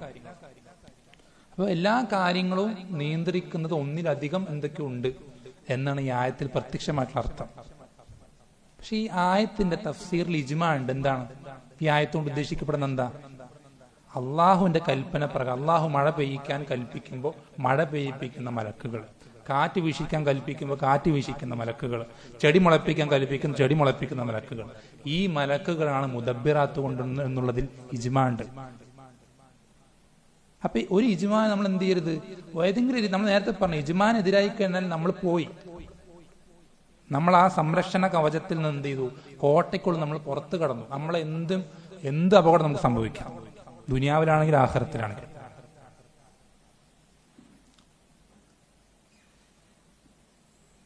പിന്നെ മൂന്നാമത്തെ കാര്യം അവസാനിപ്പിക്കുകയാണ്, സമയമായിട്ടുണ്ട്. മൂന്നാമത്തെ ഉസൂൽ ഫിഖിന്റെ ഭാഗം എന്നുള്ളത്, ഇതാരാണ് സംസാരിക്കേണ്ടത്? ഖുറാനും സുന്നത്തും കൊണ്ട് എല്ലാവർക്കും സംസാരിക്കാൻ പറ്റുമോ? നമുക്ക് പറ്റും. എന്തു പറ്റും? ഖുറാനും സുന്നത്തും ഈ രൂപത്തിൽ ഉസൂൽ ഫിഖ് പഠിച്ചിട്ടുള്ള വലിയ വലിയ ഉലമാക്കൾ അവർ പറഞ്ഞത് നമുക്ക് എന്തെങ്കിലും അറിയെങ്കിൽ ഇന്ന പണ്ഡിതൻ ഇന്നത് പറഞ്ഞു എന്ന് നമുക്ക് പറയാം. നമ്മൾക്കത് ചെയ്യുന്നുള്ളൂ. ഈ പറയുന്ന വിഷയങ്ങളൊക്കെ പല പണ്ഡിതന്മാരും പറഞ്ഞത് പലവിടെ നിന്നും ക്രോഡീകരിച്ചിട്ട് പറയുന്ന എന്റെ വകയായിട്ടൊന്നുമില്ല. ഓരോ വിഷയങ്ങൾ നമ്മൾ ഏത് ദർസ് എടുക്കുമ്പോഴും ഇതുവരെ ഏതൊക്കെ വിഷയത്തിൽ എന്തൊക്കെ സംസാരിച്ചിട്ടുണ്ടോ അതൊക്കെ ഏതെങ്കിലും പണ്ഡിതന്മാർ സംസാരിച്ചത് നമ്മൾക്ക് പറ്റുന്ന രൂപത്തിൽ ലളിതമായ ഭാഷയിൽ അവതരിപ്പിക്കുന്നതേ ഉള്ളൂ. നമ്മുടെ വകയായിട്ടൊന്നും പറയുന്നില്ല. അത് പറയാൻ പാടില്ല എപ്പോഴല്ലാതെ. ഈ വിഷയത്തിൽ അതിന് ഒരുപാട് നിബന്ധനകളുണ്ട്. അതാണ് മൂന്നാമത്തെ ഭാഗം. ആ നിബന്ധനകൾ ഒത്തുവന്ന ഒരാളെ എന്ത് ചെയ്യാൻ പാടുള്ളൂ? ഖുർആനിൽ നിന്നും ഹദീസുകളും നേരിട്ട് തെളിവുകൾ അത് നോക്കി അതിന്റെ വിധിവിലക്കുകൾ മനസ്സിലാക്കുന്ന അവസ്ഥയിലേക്ക് അങ്ങനെയുള്ള ഒരാൾക്ക് വെച്ചാൽ ദീനിൽ സംസാരിക്കാന്ന് പറയുന്നത് അങ്ങനെയുള്ളവർക്കേ പറ്റുള്ളൂ. നമ്മളാരും എന്ത് ചെയ്യരുത്? ദീനിന്റെ വിഷയത്തിൽ സംസാരിക്കരുത്.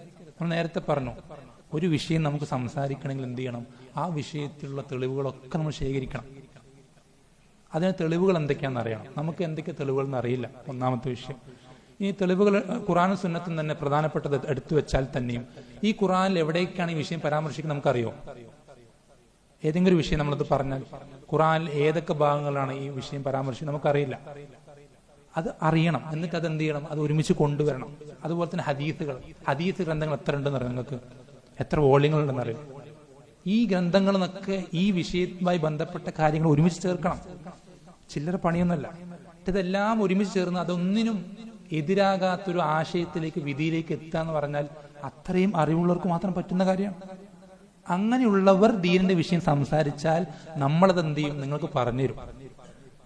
ഇന്ന പണ്ഡിതൻ ഷെയ്ഖുൽ ഇസ്ലാം ഇങ്ങനെ പറഞ്ഞിട്ടുണ്ട്, മുഹമ്മദ് അബ്ദുൽ വഹാബ് റഹിമുല്ല അങ്ങനെ പറഞ്ഞിട്ടുണ്ട്, ഇബ്നു ബാസ് റഹിമുല്ല അങ്ങനെ പറഞ്ഞിട്ടുണ്ട്, ഇബ്നു ഉസൈം റഹിമുല്ല ഇങ്ങനെ. നമുക്ക് അങ്ങനെ അവരിൽ നിന്ന് പറഞ്ഞു തന്ന് ഇങ്ങനെ നിങ്ങൾക്ക് അവര് പറഞ്ഞ് നിങ്ങൾക്ക് എത്തിച്ചു തരിക എന്നുള്ളതല്ലാതെ ആ ഒരു അവസ്ഥയിലേക്ക് എത്താതെ ദീനിന്റെ വിഷയത്തിൽ സ്വയം ഒരു കാര്യം പറയാൻ പാടില്ല. മിണ്ടാതിരിക്കണം. ഒരു കാര്യം അറിയില്ലെങ്കിൽ ചോദിക്കാറിയുന്നവർ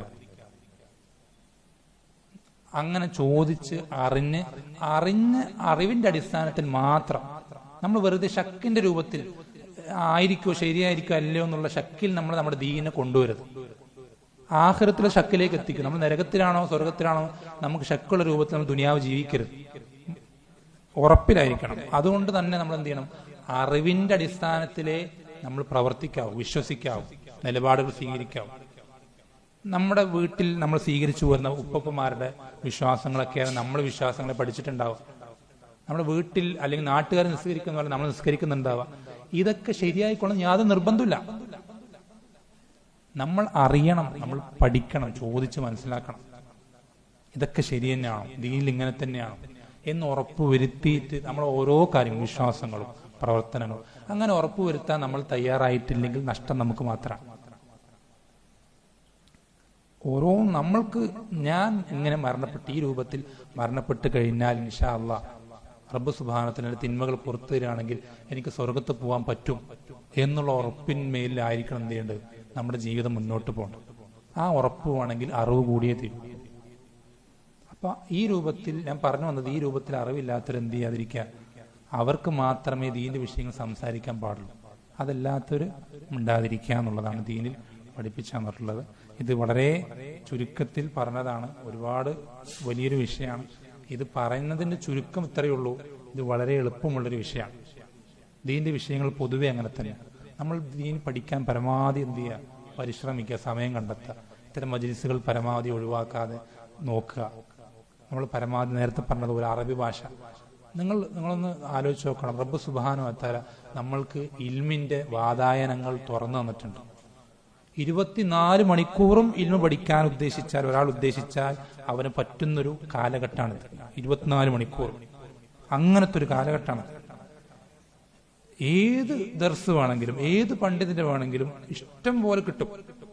ഏത് തുടക്കക്കാർക്കുള്ളതും കുറച്ച് പഠിച്ചവർക്കുള്ളതും ഒരുപാട് പഠിച്ചവർക്കുള്ളതും ഏത് വിഷയത്തിലുള്ള ഗ്രന്ഥങ്ങൾ, അഖീദ ആയിക്കോട്ടെ, ഫിഖ് ആയിക്കോട്ടെ, ഇങ്ങനെയൊക്കെ റബ്ബ് സുബ്ഹാനഹു വ തആല നമ്മൾക്ക് എളുപ്പമാക്കി തന്നിട്ട് നാളെ റബ്ബിന്റെ അടുക്കൽ പോയി നിൽക്കുമ്പോൾ നീ ഈ അറിവുകൾ, ഈ ഉപകാരങ്ങൾ, ഈ ടെക്നോളജിയും നിന്റെ ഇന്റർനെറ്റും സ്മാർട്ട് ഫോണും അതുകൊണ്ട് നീ എത്ര അറിവ് നേടിയും ചോദിക്കുമ്പോൾ എനിക്ക് അറബി അറിയില്ലായിരുന്നു റബ്ബേ എന്ന് പറഞ്ഞാൽ നമ്മൾ റബ്ബിന്റെ മുന്നിൽ ന്യായം പറയുന്നത് എത്രമാത്രം ലജ്ജാവഹമാണ്, നാണക്കേടാണ്. ശ്രദ്ധിക്കേണ്ടതുണ്ട്.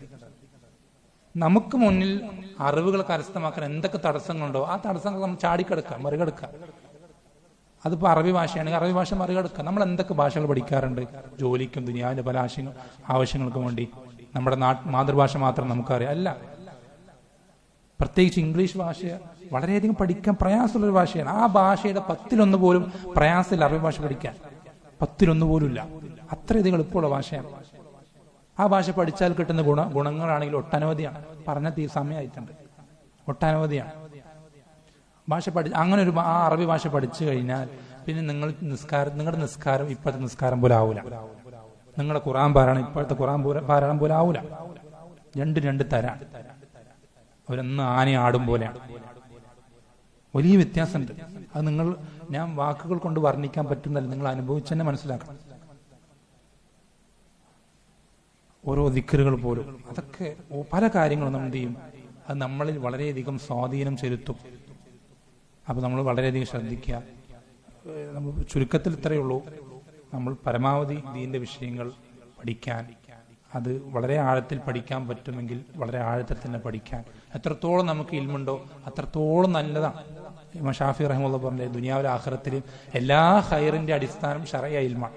നെയ്യേറിയ അപ്പം കേടുവരില്ല എന്ന് പറയുന്നത് പോലെ ഇൽമു കൂടിയ ഒരു പ്രശ്നം വരില്ല. ശരിയായ ഇൽമാണെങ്കിൽ, ശരിയായ പണ്ഡിത ഉലമാക്കളുടെ അടുക്കൽ നിന്ന് പഠിക്കുന്നെങ്കിൽ അത് പഠിക്കുന്തോറും ഖൈർ മാത്രമേ ഉള്ളൂ. എത്രത്തോളം നമുക്ക് ഇൽമുണ്ടോ അത്രത്തോളം നമ്മൾ സ്വർഗത്തിൽ വലിയ പദവികളിലായിരിക്കും. നമുക്ക് എത്രത്തോളം ഇൽമു കുറവാണോ അത്രത്തോളം നമുക്ക് സ്വർഗത്തിലെ ദർജകളും കുറവായിരിക്കും. അതുകൊണ്ട് എത്രത്തോളം നമുക്ക് ഇൽമുകൾ വർദ്ധിപ്പിക്കാൻ സാധിക്കുമോ ദീനിന്റെ ഓരോ വിഷയത്തിലും, ഈ ഓരോ വിഷയങ്ങളിലേക്കുള്ള വാതിലാണ് അറബി ഭാഷ. അതുകൊണ്ടാണ് അറബി ഭാഷയുടെ വിഷയം അത്രയധികം ഗൗരവത്തിൽ പറഞ്ഞതുകൊണ്ടാണ്. ഈ ഒരു കടമ്പ കടന്നാൽ പിന്നെ നമുക്ക് ഒരു കടലാണ് അറിവിന്റെ. ഈ ഒരു കടല് നമ്മുടെ മുന്നിലുണ്ടായിട്ട് അത് നമുക്കതൊന്നും ഒരു തുള്ളി പോലും രുചിക്കാൻ പറ്റാത്തൊരു ഗതികേട് നമ്മുടെ ആലോചിച്ച് നോക്ക്. ആ ഒരു ഗതികേട് മാറണമെങ്കിൽ അറബി ഭാഷ പഠിച്ചേ മതിയോ, വേറെ ഒരു നിവൃത്തിയില്ല. അറബി ഭാഷയിലെ ഗ്രന്ഥങ്ങൾ മലയാളത്തിലേക്ക് തർജ്ജമ ചെയ്യുന്നതിനും അതിന് സബ്സ്റ്റൈറ്റിൽ കൊടുക്കുന്നതിനൊക്കെ പരിമിതികളുണ്ട്. അതൊക്കെ എല്ലാ ക്ലാസ്സുകളൊന്നും അങ്ങനെ ചെയ്യാൻ കഴിയില്ല. വളരെ ശ്രദ്ധിക്കുക, വളരെ പരിശ്രമിക്കുക. അള്ളാഹു സുബ്ഹാനഹു വ തആല എന്ത് ചെയ്യട്ടെ, ഓരോരുത്തരെയും നമ്മൾ കഴിവിന്റെ പരമാവധി, നമുക്ക് സാധിക്കുന്നതിന്റെ പരമാവധി നമുക്ക് അറിവുകൾ കരസ്ഥമാക്കാനും അങ്ങനെ റബ്ബ് സുബ്ഹാനഹു വ തആല തൃപ്തിപ്പെടുന്ന രൂപത്തിൽ സ്വർഗത്തിൽ ഏറ്റവും വലിയ പദവികൾ കരസ്ഥമാക്കുന്ന ആളുകളുടെ കൂട്ടത്തിൽ റബ്ബ് സുബ്ഹാനഹു വ തആല ഓരോരുത്തരെയും ഉൾപ്പെടുത്തി അനുഗ്രഹിക്കുമാറാവട്ടെ. വസല്ലല്ലാഹു വസല്ലം അലാ നബീന മുഹമ്മദിൻ വൽഹംദുലില്ലാഹി റബ്ബിൽ ആലമീൻ. സുബ്ഹാനക അല്ലാഹുമ്മ വബിഹംദിക അഷ്ഹദു അൻ ലാ ഇലാഹ ഇല്ലാ അൻത അസ്തഗ്ഫിറുക വഅതൂബു ഇലൈക്.